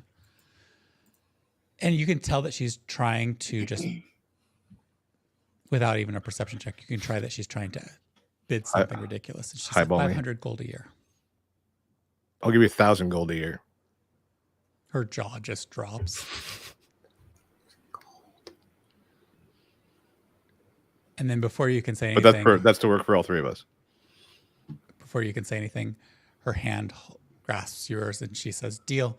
And you feel a slight wetness and you didn't even see her spit in her hand. So quick was her response. Oh, like we spit shake for agreement? Yeah. I was like, hang on. And I'll shake because we both got to do it or it doesn't count. All right. She kind of smirks at you. All right. Are you free right now? Can you come with me? I'm going Certainly. to Trixie and you front. I'll find you if you rip me off. And then I take out 500 gold and give it to her. You just have 500 gold? I have 7,000 gold on me right now. Remember, we have paper money. Remember, we have paper money now, so I can carry. Yeah. So you just hear murmuring in the crowd as they witness this transaction. And she quickly stuffs it into a space and follows you, and she's just muttering. And says, "The accounts have to be a mess." You can hear her just kind of like. I'm like, oh, there's no accounts. We haven't done anything, and then I'm just gonna keep walking towards the pumpkin house. It's like a solid 20 steps before you hear her hurry to catch up as she stops in shock and outrage. All right. So I'm going to go to the pumpkin house. I assume before we started sneaking that Trixie told me the password, I hope, but maybe not. Yeah, I would have passed it along as we had said it. Trixie, what did you do? Did you just go in and... I would have done one of these where I go to grab the handle, and as I go to grab the handle, I'm like trying to look and see if I can figure out who's watching me. Roll a perception check.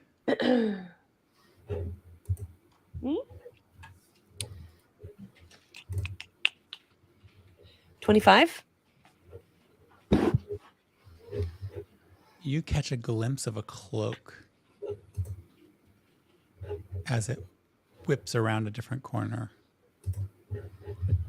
And as you catch that glimpse of a cloak, and you're trying to track to see if that's the one, you see another glimpse of a cloak at the top of one of these kind of like multi-stacked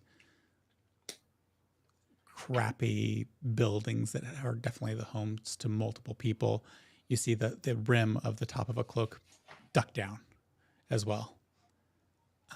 So you caught 2 sets of eyes on you. No features, but you definitely caught that there's at least 2 people watching.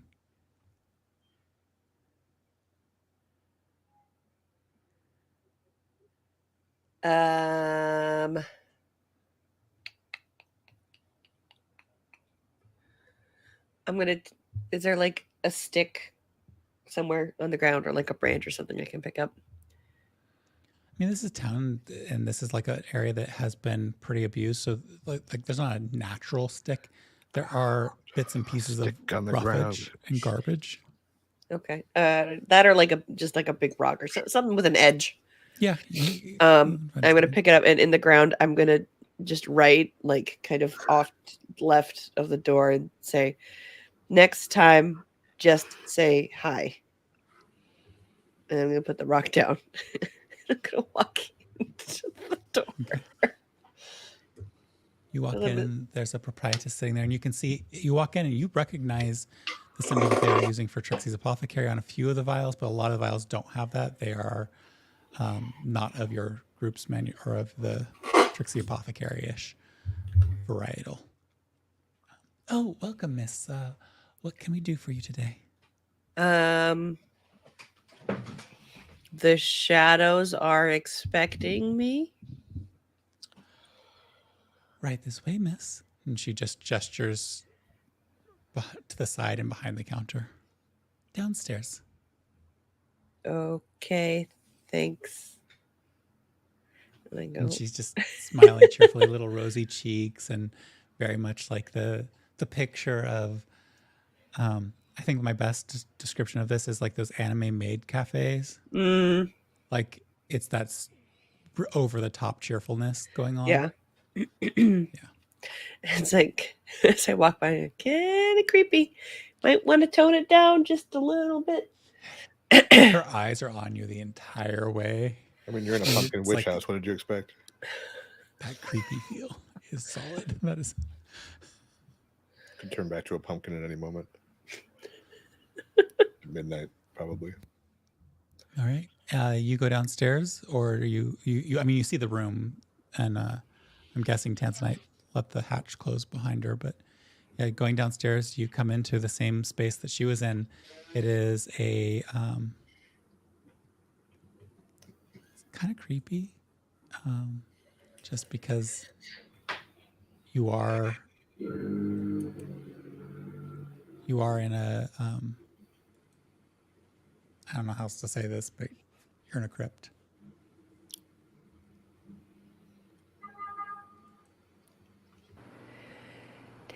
Tanzanite? Tanzanite, Hello? you've just been sitting there in the corner. You're not sure why she doesn't see you. You've just been sitting there, and Isn't it dark? Is it not dark? Oh, hi. Sorry. you say hi, and My eyes were Trixie's able to adjusting. kind of like spot you, but she can't spot you. Her eyes can't seem to land on you. Over. No, this way. No, to the right. No. What? You're hold on. just okay. So hang on. You No, go to her. You go to her. Yeah. Trixie,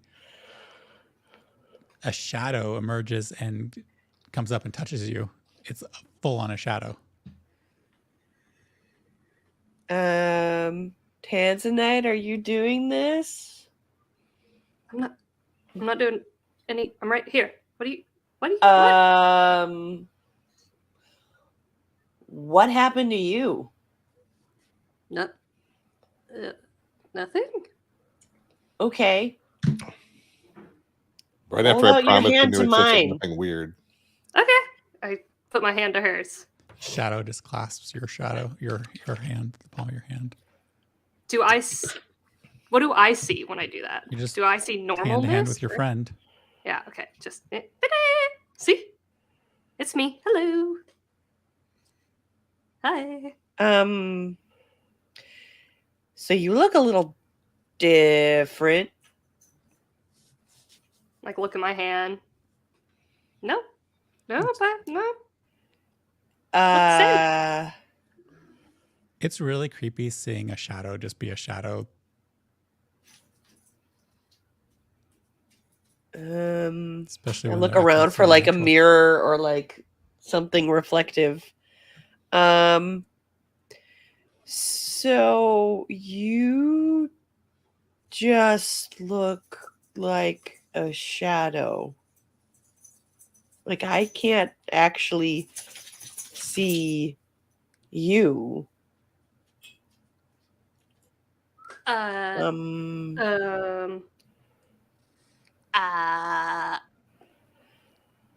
Like it's kind of like you're wearing a shadow suit, but it's like all of you. And are there any lights down here? Or is it dark? It's dark. You can see just fine, Tanzanite. Yeah. Maybe it's just too dark down here? And your eyes aren't adjusting?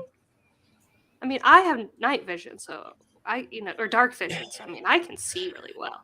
Well, hang on. And I pull down my goggles. You don't see Tanzanite at all with the night vision goggles on. Nope. You're gone completely now. Stop! Wait, hold. Hang on. I'm gonna go upstairs. After you. As the shadow moves forward, you see it as it hits the light above. It's Tanzanite. Just becomes Tanzanite until her last foot leaves the last step, and then it's fully Tanzanite. Okay, then. So apparently, when you're in the dark, you look different. At least to everybody else. But now you look okay. I mean, you look like you. I'm gonna go up to my little shadow in the front and be like, "Do I look different?" No. She looks at you. No, my lady. Did you do something different? Okay, just come back down here. When Asher gets here, then he can corroborate what I'm seeing, and we know that I'm not crazy. As long as I can still hear you, we can still talk. Little shadow. My male counterpart will be here soon, I assume. If you can just direct him downstairs as well. There's a flow of thoughts and emotions very transparently on their face. And a lot of assumptions are being made based on what you said.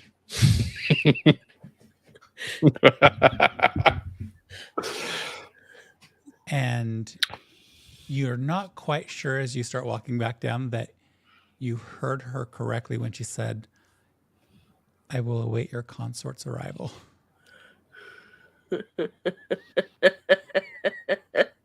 Does Trixie hear her say that? Roll a perception check. Oh, please be a nat 20. That is not a nat 20. 13? No, you don't hear it. Dang. You're still too far away down there. Asher, I'm guessing you're leading this person straight into the pumpkin house. Up we go to the pumpkin house. Yeah. Pumpkin house. You're at the door. You also kind of get that itch at this point that somebody's watching.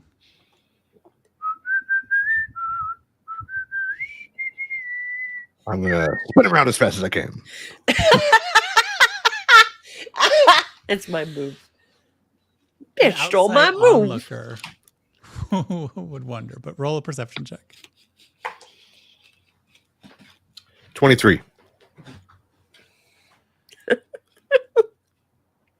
Just wanted to put up something for Tanzanite to read.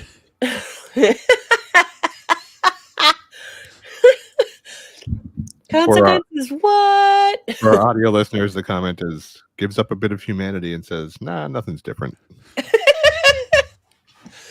Completely the same. With your 23, Asher, you catch sight of a cloak on the roof just behind you. You can see that it's kind of slumped over the side at the top of the building. There was an individual standing there and something happened to them. You also catch sight of a foot sticking out of an alleyway. Not too far from that. A foot? I'm gonna be like, hang on a second. Wait here. And I'm just gonna walk towards the alley foot and also pull my gun out. As you get close to the foot, you can make out a small spider crawling down the foot. And as you come around the corner, the spider seems to disappear into a crevice of one of the walls. And you come around that corner and you see laid out before you one of the Lutes and Liars. Not somebody you knew personally, not somebody you personally recruited, but you had seen them just recently down on the docks. Does And Fawn have you following me? as you look down, you realize, and you even say that, you realize that they're not breathing. Oh shit. I would like to do a medicine check. Roll your medicine check. Nat 20. Woo! Awesome. You don't even have to move their body to make out that there is a necrosis creeping up from their neck into the face that's visible. You can see the veins that are just subcutaneous have turned a deep, dark purple black. Their eyes are bulging, and you know these are signs of somebody who's been poisoned and is most likely dead. Do I feel like they're in the middle of Death Slaves dead or like dead? Dead.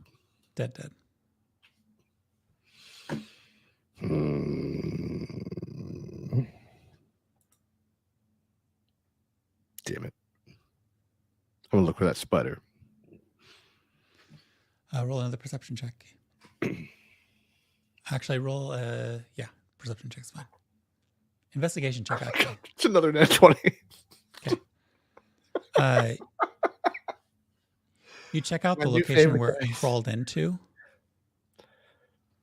And you can see the spider is there. It's trying to dig down into the foundations of the building that's there and trying to scurry away. Do I feel like this is the spider that killed my dude? Like, Looking at it, you make out a mark on it that you see a little mark on it that reminds you of some of the sigils that used to be on Tanzanite's clothing early in your relationship.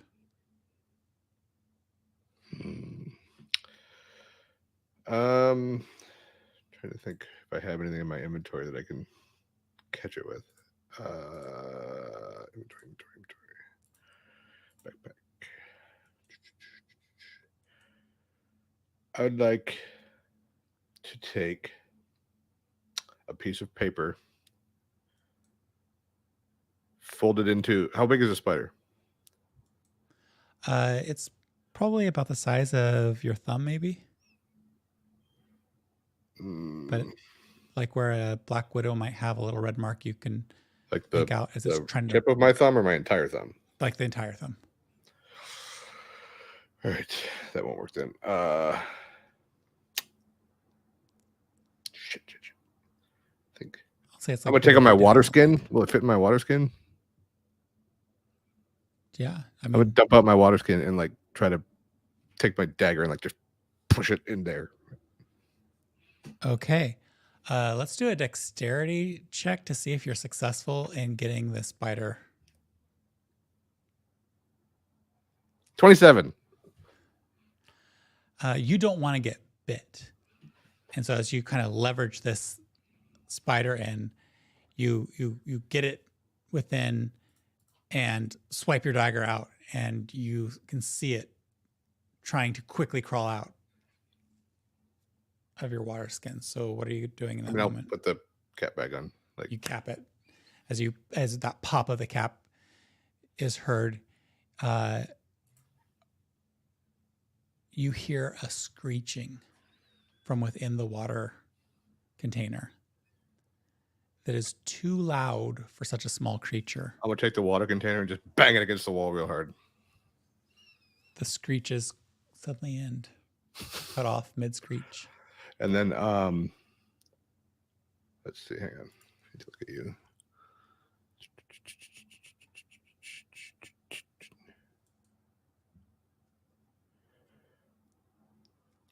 Hang on. What's 20 times 15?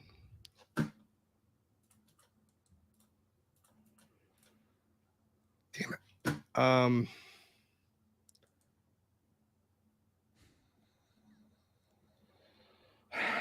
Shit balls. Okay, I need Tanzanite because I don't have the right spell for this. Actually, I can't. Never mind. It's too late. I was going to try to summon a diamond, but I can only summon a 300 gold piece diamond. And by the time I get Tanzanite, he'll be too far gone. All right. I guess I will just leave him there for now and then go back to the pumpkin house. Yeah, you turn around, go back down. There's the pumpkin house door. Go in easily, unless you're. Okay. Then I will go inside and I'll say, the shadows are expecting us. The consort is here, and you see this cheerful-looking individual bow their head to you. My great what? lord, your the lady what now? awaits. And they gesture back behind the counter towards the door. The what now? Is it the what awaits? Your what was lady, that? No, what was the title? What did you call me? the consort. You are Our Lady's consort. Did she tell you that?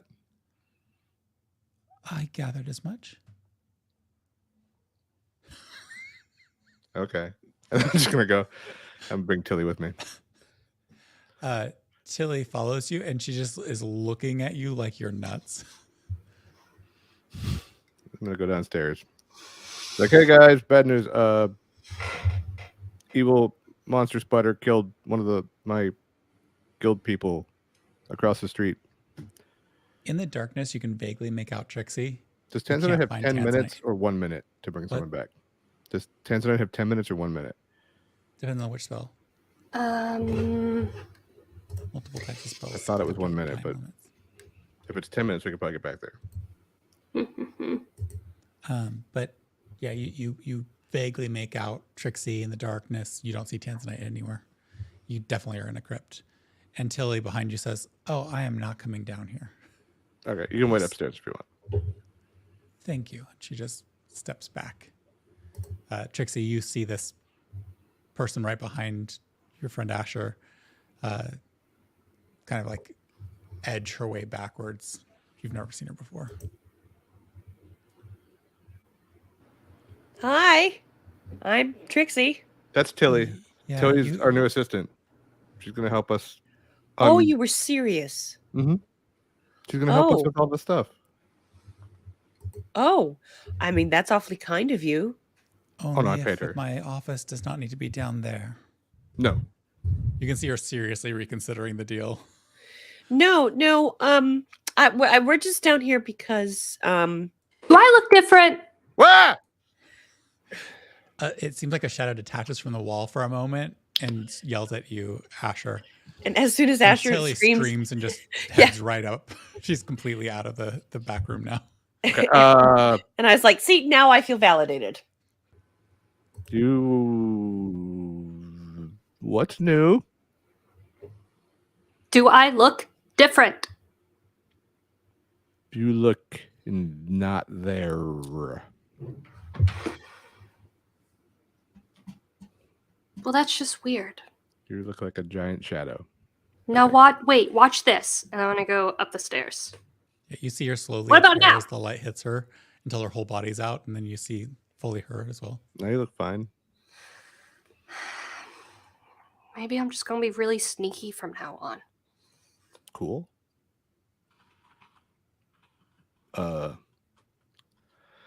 So, I don't know. hey Jess, was it 1 minute or 10 minutes? I'm still looking. So I have one that has I touch a dead creature that has been dead for no more than a century. So that's one of them. That's not. I don't think. I don't think. I think that might be like an undead rising spell or something. Yes.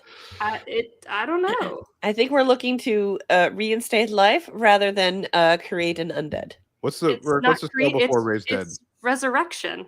Yeah. No. You touch a dead creature that has been dead for no more than a century, that didn't die of old age, and isn't undead. Oh. Did you level up your... But that's one of them. I do know I have a lesser one, because this one needs 1,000 gold. Oh, geez. Yeah, that's the one above mine. Because I know I have another one, but I can't remember what it's called. It needs 1,000 gold or 1,000 gold piece diamond. Diamond. Diamond. Damn it! Do those even exist? That's like Heroine's death line. Revealing. Damn it. Oh, there's an hole. Maybe this? Yeah, but this says is 500 gold diamond worth of a diamond. That's what I have. can return a dead creature. Is that raised dead? That's raised dead, and I have 10 minutes. No, 10 days. Has not been dead longer than 10 days. Revivify? That's the other one, I think. Okay, let me try that. That's the 300 gold one. I think that's the one that's 1 minute. It's 1 minute. Revivify. Yeah, never mind. Raised dead is 10 days. Yeah. Like I could do it. The I don't last have. Asher doesn't have the diamonds on him. I don't think. Yeah, this is the last minute. Okay. I could turn him undead, and we could talk to him. Wait. You know what? I can do it. Hang on. We're gonna go outside. I need you guys to come with me. Okay. Okay. Okay. We're gonna run across the street, and then I'm going to. Bye, little shadow.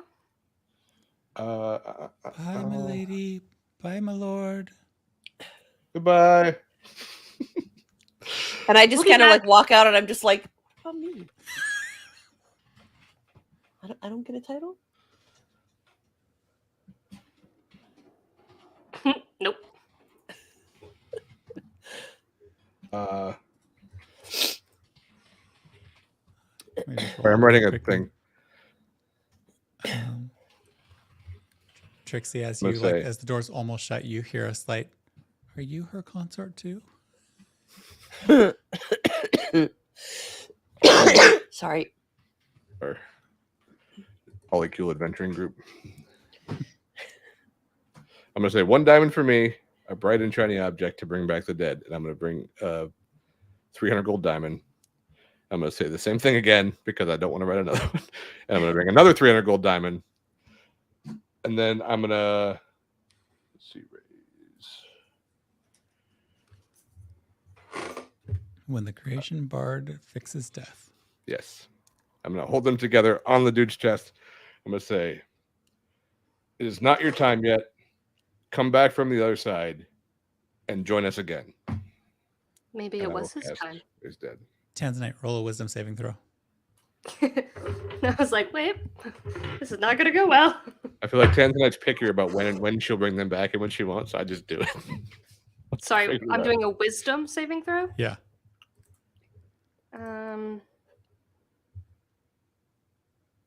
You can lecture me later about just randomly bringing people back, but you totally did it. 18.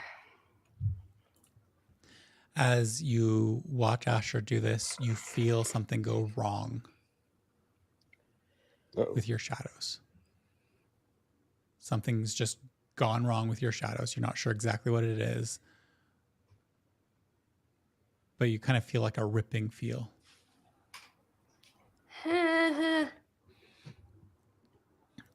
As you are now, which one did you cast? Raise dead. Okay, so as you cast Raise Dead, you let me see if there's anything wackadoo that I have to keep tabs on because I always forget. As long as it has all its integral organs for its survival, it's fine. If it's missing anything, it will. And if it wants to come back, I guess. What is weird about this is it takes an hour to cast it. Does it? Oh. So you kind of like are doing your poem, and then you don't see anything happening quite yet. It's just you can sense the diamonds kind of like melt away a bit and imbue themselves across the body, and you can see some of the veins that were visible slowly start to fade, but it will take an hour before this spell is fully in effect. Maybe we should bring him in the pumpkin house, so we're not just like in the street. Trixie, go ahead and roll a perception check.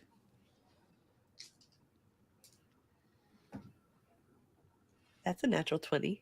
Yay. Awesome. The first thing that pings for you, Trixie, is you saw this cloak that you are now looking at this individual wearing creep around this exact corner. And that triggers the memory of the one up above, and you look up above to spot another individual laying up at the top. Can I run up? Can I, like... With your monkeyness? Yes. Tell me how you get up to the top of this building. Describe it however you create the building even. Like, and you said it was like homes stacked on top of each other? Yeah, kind of like a terrible rendition of an apartment building. Okay. I'm going to say like more like almost like a medieval kind of like... So I'm looking at like any... Sorry, words are really hard right now. Shutters, like wooden shutters, any kind of overhangs, clothing lines, anything along those lines to like, maybe there's a cart to kind of get me going that I can use as a ramp. So I start off doing that. I'm using shutters to kind of grab my way up, and I flip back and forth. Barely a shutter moves in the breeze of your passing as you walk right up that wall and get up there, and you can see there lies another body. Can I... The same symptoms? How much bigger is it than me? Quite a bit bigger than you, only because it is a full-grown human individual, and yeah. You're just going to shove him off. No. I mean, technically, I think all his bones would heal if we put him back. If they break on the way down. No, I'm going to, I think I still have my rope.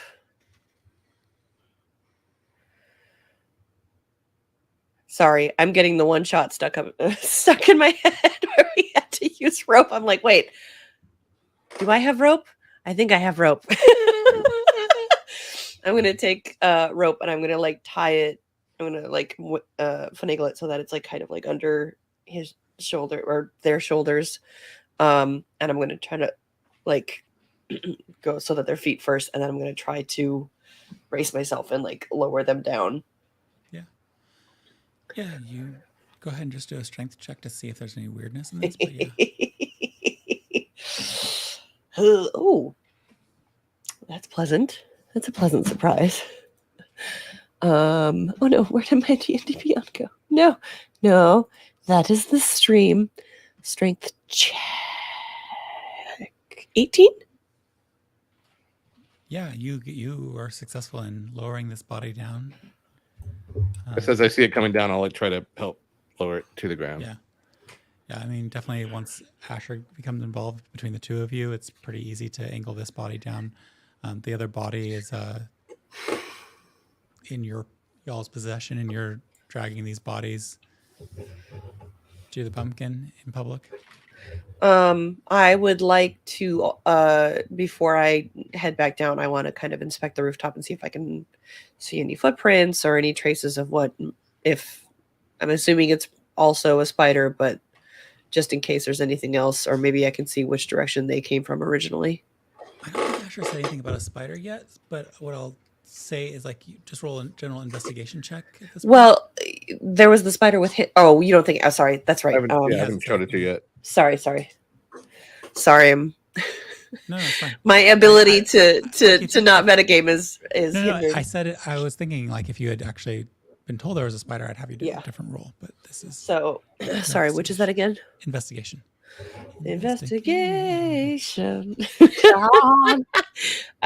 18.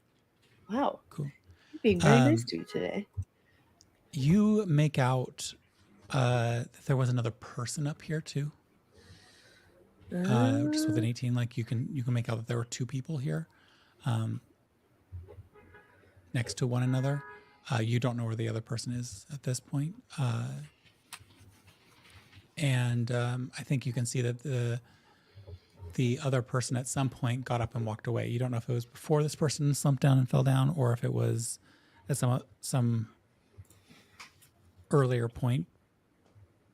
Evidence being what it is, you can just make up there was another person up here. Is this Can I- another Lutes and Liars person? Can I tell? Uh-huh. Okay.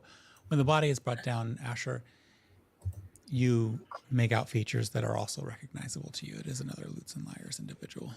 I'm gonna just say, hang on, I'll be right back, and then I'm gonna see if I can follow the tracks of the other person at least. Yeah, To see you which make your way direction they along went. the rooftop. How far would you go, do you think?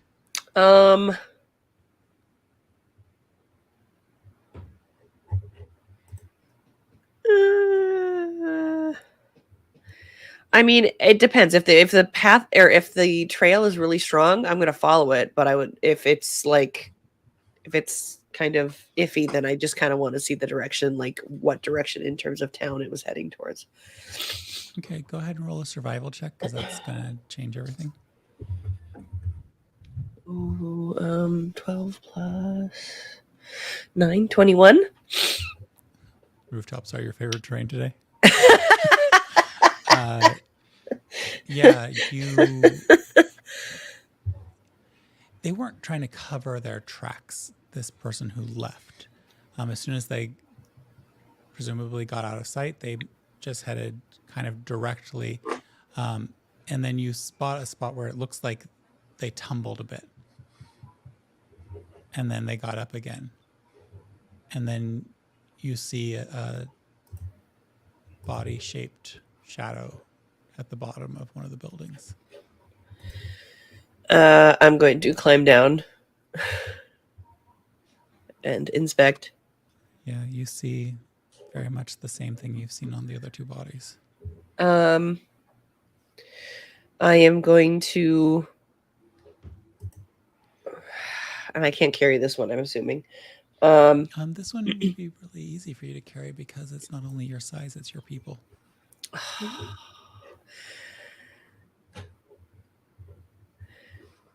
Okay, I'm going to put them in a fireman lift, and I'm going to walk back to Tanzanite and Asher. As you walk back, are you going back up to the top of the buildings, or are you staying in the street? Well, I'm going to walk through the street. As you walk through the alleys, you see multiple eyes kind of glance at you and then immediately glance away. As I walk, I'm going to say, if anybody has any information about how this person died, I want you to come see me immediately.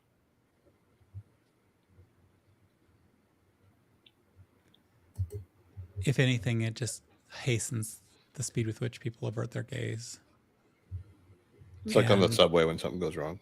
I'd roll an insight check.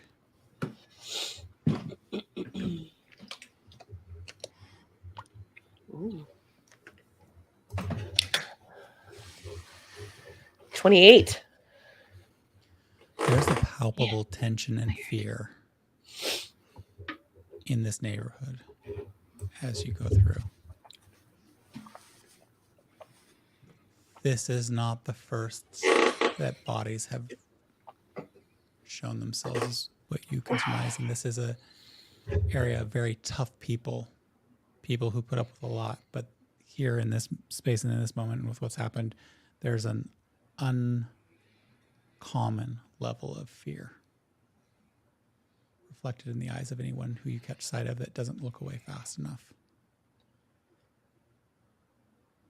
And the fear is not directed at you.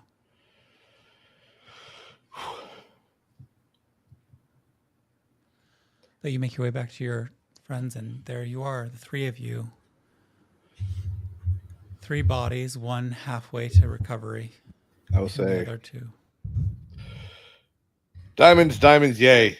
To bring back these dead people, it's getting harder. And then I make 1 diamond, and I will say, this is getting old.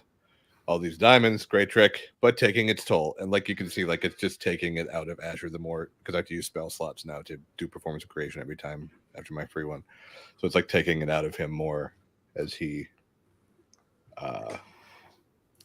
makes more diamonds. Can I grab one of the diamonds from his hands? Sure. Go ahead and roll a sleight of hand check. And Asher, are you resisting this? I'm not trying to be sneaky about it. I'm just trying to take it. I'd be like, So I don't know. I'll just hold up the other one. Be like, do you want to do this one? I grab both of them. Okay. I go, you have to stop bringing people back. Why? You did it. You And brought that lady back that was killed by the dragon. I probably shouldn't have. Well, they weren't killed naturally. They were killed by this giant spider in my water skin. A spider. We'll come back to that part. I was going to give it to. I'm going to hand that to Trixie. I was going to give this to you because I think it can't kill you if it bites you. Like poison. It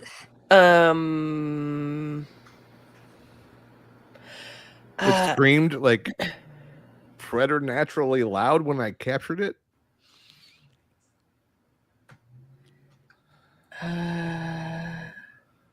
Okay. What do you want me to do with it? I don't know. I just figured you could look at it without, because if it bites you, you won't die. It has like weird markings on it, and I mean, maybe not out here. Maybe somewhere we can at least get it into a jar or something. Okay. I'm gonna go back. It may or may not be dead. I banged it against the wall really hard when it. I'm just gonna kind of like grab it just around like the rim and just kind of hold it at arm's length away, and I'm gonna walk back into the pumpkin house, and I'm gonna be like, do you have like an empty jar or container that we can have with something with a lid, like you all kind of bring that request, bodies, etc., into the space. You see the shopkeeper woman kind of just like look at you wide-eyed, and then her eyes glance over at Tanzanite for a second, asking for permission. I'm gonna look at Tilly, be like, sorry, weird first day. She is just in the corner, sitting on a stool, shaking her head. I'm gonna write a note to Fawn, and then I'm gonna write another note with the address of the Lutes and Liars headquarters. I'm gonna give those to Tilly, be like, can you take these, and she will give you an office to work out of, and you can work on the other stuff. Like, this stuff doesn't concern you, and we'll check in with you before we leave town. She just blinks, takes the two things, and she's almost like in shock as she just walks out the door. Thank you. As she walks out the door, yeah. As she walks out the door, Trixie also says, "Now you know why we don't have time for paperwork." I'm gonna go up to my little shadow and hand her the 2 diamonds, and say, "Can you keep these safe for a little bit?" And yes, a jar would be very helpful. Are you not gonna let me bring them back? She sets the diamonds down. You can't we can't mess with death that way. Once they're dead, they're dead. And it's my job to help them go to the next side. But these are people from my guild who were killed probably because they're helping us. And I understand. And I'm sorry for their loss and your loss, but something ripped from me when you brought the other person back.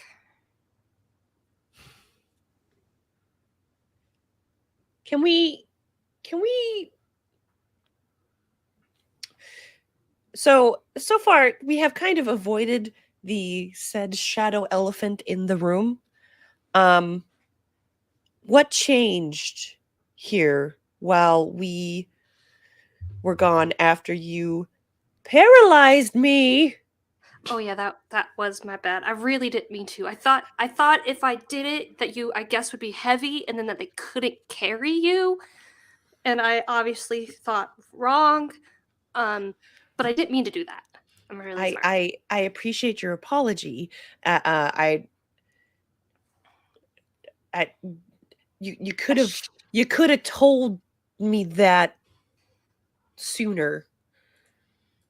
You're right. Because up until you mentioned that, I just thought someone was trying to kill me. And now it seems like that might be a valid concern. But what happened between when we left you and when I found you in literally like covered in shadow? What happened? I spoke with a fellow god, and I guess I've made a decision of what I'm meant to do. Which is? I'm here to help those who have passed get to the other side. Death is hard, but death is natural, and we can't keep changing that. We can't keep bringing people back, even if we want to. It's not our decision. Sounds like maybe it is your decision. I wonder. What if you do it? What if I do it? Yeah.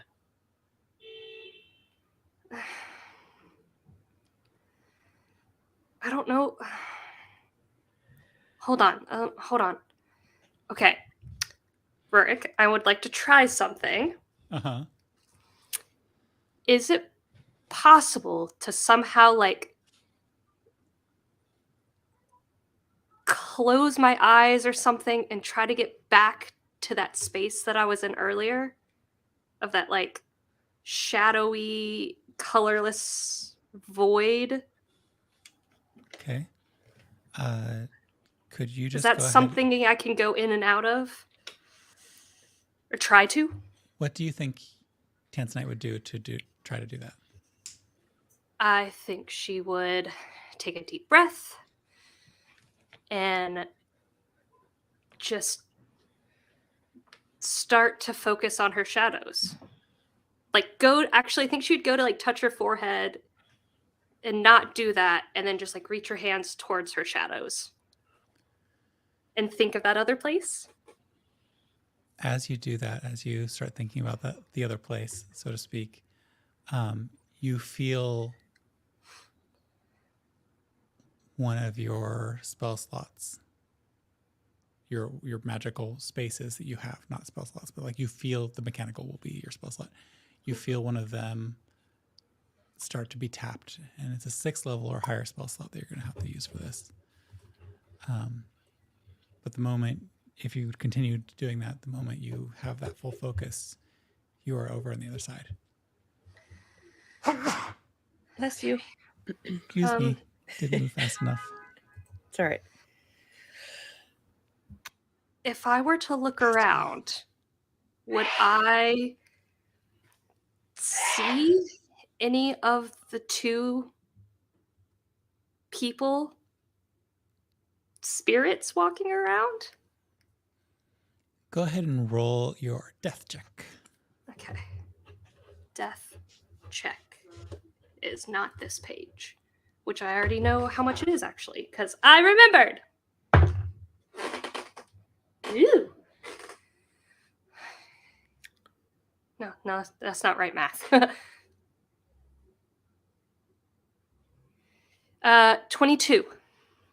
Okay. What you see on the other side is not necessarily those souls. They seem to be being passed through quite easily. What you do see, however, is one space in the otherwise colorless, featureless space that has color in it. And it's a gaping rift right now. And as your eyes lock on that, you know instinctually that it links back to that person who is slowly being brought back to life. And you can see this opening here.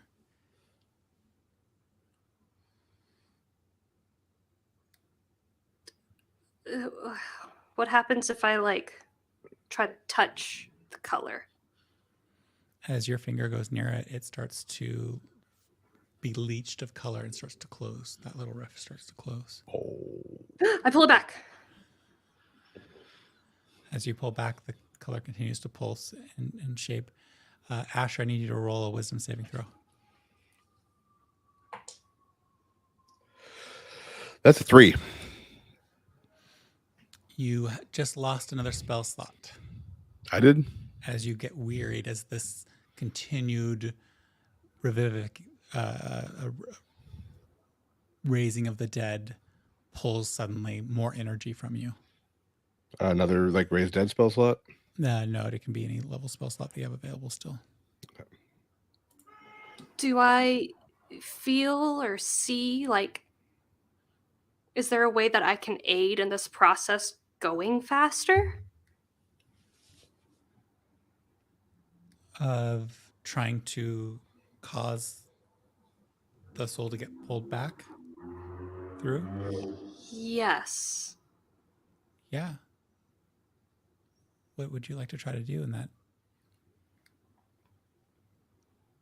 I mean, I don't know if it's like, I mean, I'm not really sure how this works, but if there's like a person walking from one place to that place, I want to try to be like, okay, this was a one-time thing. You know, we can't keep bringing people back. Okay, there you go. There's no personhood in this so much as there's just those motes of what people could be that lived in your shadows. And as you think about this, you can try to use one of your shadows to capture the one that you see that is actually slowly being drawn to Don't this go too towards the light. I keep thinking of World of Warcraft when you die as a night elf and you have the wisp that plays.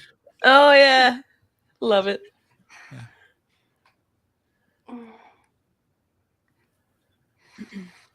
God damn it, Asher. Okay, I'm gonna see if I can get my shadow to do that. As your shadow kind of encompasses it again, you can feel the tortured pain as the universe cries. Oh, I stop. I can't. As you stop, you see that the soul has been dragged forward a bit by the shadow, but as you stop and the shadow releases, it's closer. You've increased the distance a bit or decreased the distance a bit, but now it's resuming in the slower pace. And you feel that there's a huge ache here, but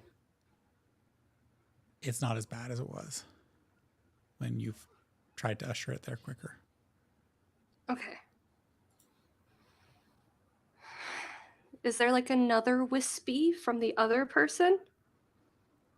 There are no other evident wisps of anything. Okay. I'm gonna try to like step back to the normal plane. Mark off another spell slot. Okay. This level or higher. Okay. And I'm just gonna say to Asher, I can't assist in bringing someone back. And I ask you not to do that spell on the other gentleman. When she went to the other space, she just disappeared. Like Asher and Trixie, you just saw her body fade out of existence faster than you can Misty Step. And now she's back.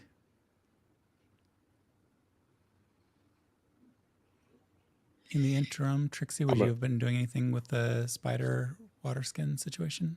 I mean, I would have, as soon as Tanzanite disappeared, I would have stopped whatever I was doing. Like, that's new. Yeah, because I would have been worried about where she had gone. Okay. So yeah, you still have a water skin corked and a jar in front of you. Okay. Oh! So it's only when she gets back, I'm gonna be like, so where did you go? because you definitely weren't here anymore. I don't know. If I think hard enough, I can go to this new place. And I think it's like an in-between plane between life and death. And it's through me that space exists. And when someone passes, their spirit comes to me, and then through me and to the next. I don't really know yet. Got it. So you don't decide whether someone moves on or not. You don't control that. You just I simply help with it. usher them on. It's not up to me who dies and who doesn't die and who lives and comes. I'm just supposed to help them and support them and ease them on. Well, who told you that that was your job? I did. So that's the decision you made, is you picked that. I think so. Okay, and I'm just gonna say I have to go check on Nee, and I'm just gonna leave and slam the door behind me.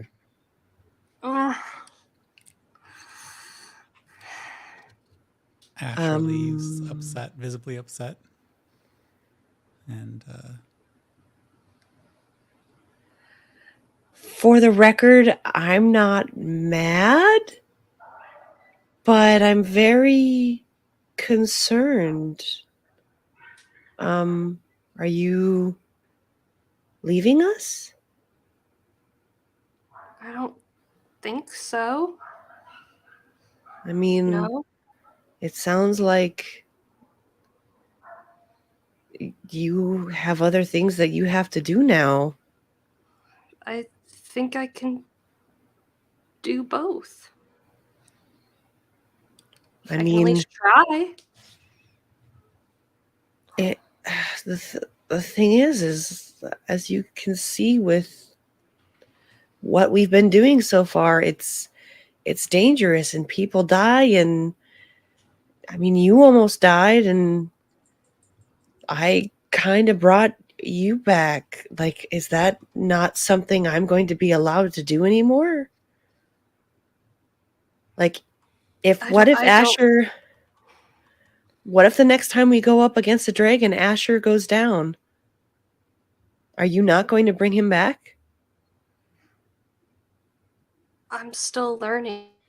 I don't know. I mean, obviously things can be brought back. You know, Asher's bringing this guy back. I felt that pain of the universe, of him leaving this world and then being ripped back to it. Well, obviously, we don't want to do anything that causes you pain. But this kind of puts us at odds. I think you're going to have to talk. We're also not bringing every soul back. No, but... And maybe there's a way that I can learn to do both. I don't know yet. I still have a lot to learn. Okay, well, I think the first thing you're going to have to learn how to do is talk to Asher about this situation, because I don't like it when you guys don't get along. I don't like it when mom and dad are fighting. Okay, do you want to stay here with the guy who's about to wake up and the dead body? And I'll go find Asher? I will stay with him. I need to... split the party, see what happens. Don't be sad. Just get a tattoo. I will stay here. I have to do something with this spider. I don't know what. I'll just run and try to catch Asher before he makes it to Knee, and we can figure this out. Okay. Well, if you can, I guess keep in touch. Yeah, absolutely. All right. Asher, you headed straight directly for Knee. Luckily, this is a location that's fairly close to Knee's tower, and that's what you were informed where he was located at. So you can fairly quickly make your way there. Even as this conversation that the two of them were having, you were already at the base of the hill that hosts both the academy and Knee's tower. And climbing up the hill, what's Asher thinking? How's Asher feeling? What's going on in Asher's head? I think he's got like a mixture of thoughts. He's worried, sort of like what Trixie said about Tanzanite's evolution means she's going to have to leave the group. He's angry that he's like organized this group of people to essentially work for him, spy for him, entertain for him. And when they are killed in their midst of doing their job, like now he can't intercede, even if he's able to. Or at least if he does, it's going to put him at odds with Tanzanite. He's probably thinking about everything, but actually thinking about Knee as he's going, like stomping his way up the hill. Awesome. Trixie, the door closes. There's the shopkeeper. If Knee shoots me with a lightning bolt, let me know. Tanzanite leaves, and even before Tanzanite left, you were kind of aware that the person who was under the process of being revived has been breathing for a little bit, has been breathing possibly since Asher left, shallowly, but they are breathing.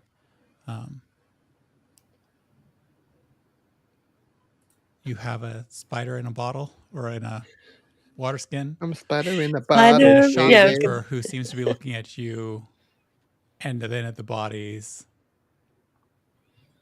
and then at you again. Well, 3 bodies, one's breathing. This poor shopkeeper is just like, can I ask a favor? Yeah. I just need you. Do I know the location of Fawn's, like the heads of Lutes and Liars? I would say that Asher would have told them, like, Would have? yeah, Okay. like he would want them to have the access to those resources if he's not around. Okay. Can I have a piece of paper and a writing utensil? She's like, I keep giving pieces of paper and people keep storming out. She just hands you the. Well, okay. And I address the note for, like, I put Fawn's name on the outside, and then I say, oh God,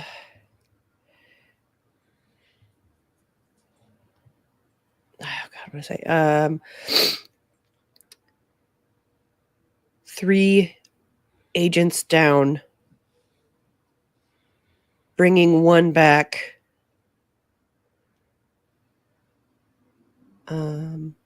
Can't carry other 2.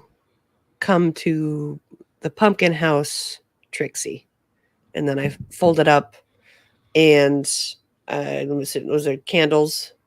I think you mentioned candles at some point, right? Yeah, the whole room is lit with candles. Yeah, I'm going to take a candle and drip like wax over it, just shoddily, but enough to seal it. And I'm going to hand it to her. I'm like, can you take it and put a font, and I put the address underneath it. I'm like, can you take this to this address and give it to whoever answers?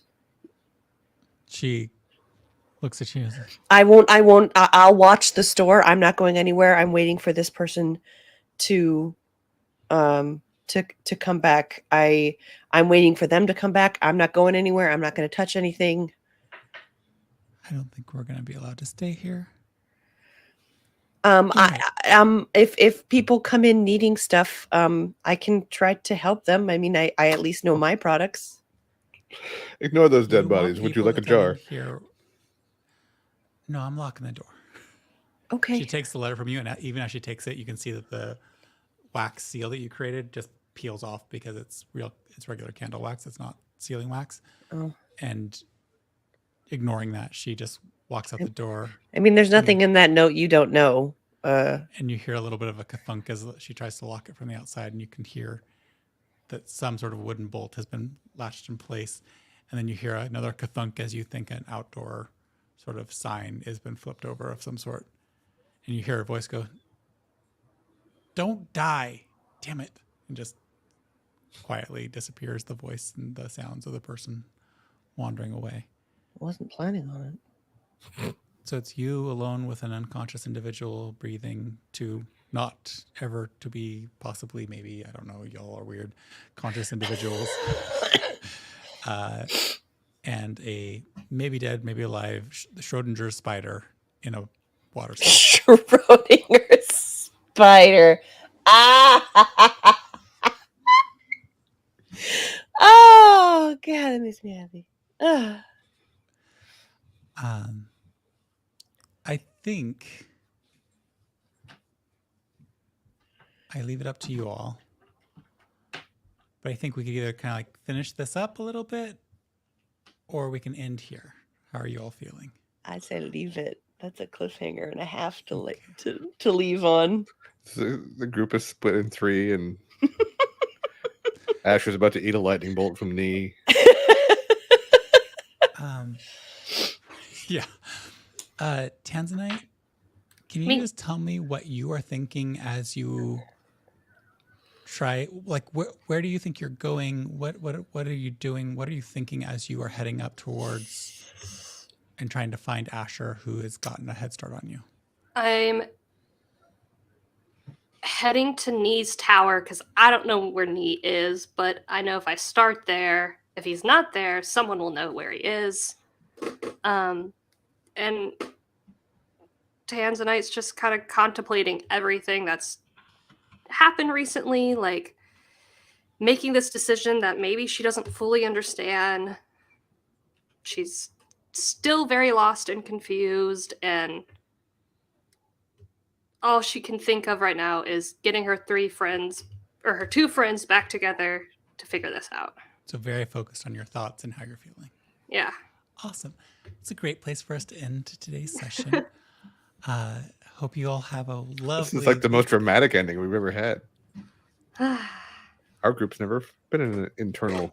Yeah. Never stormed before. Yeah. Great. So look forward to next week. When Tanzanite and Asher fight to the death. Have a great, beautiful, wonderful week, and we'll see you next week.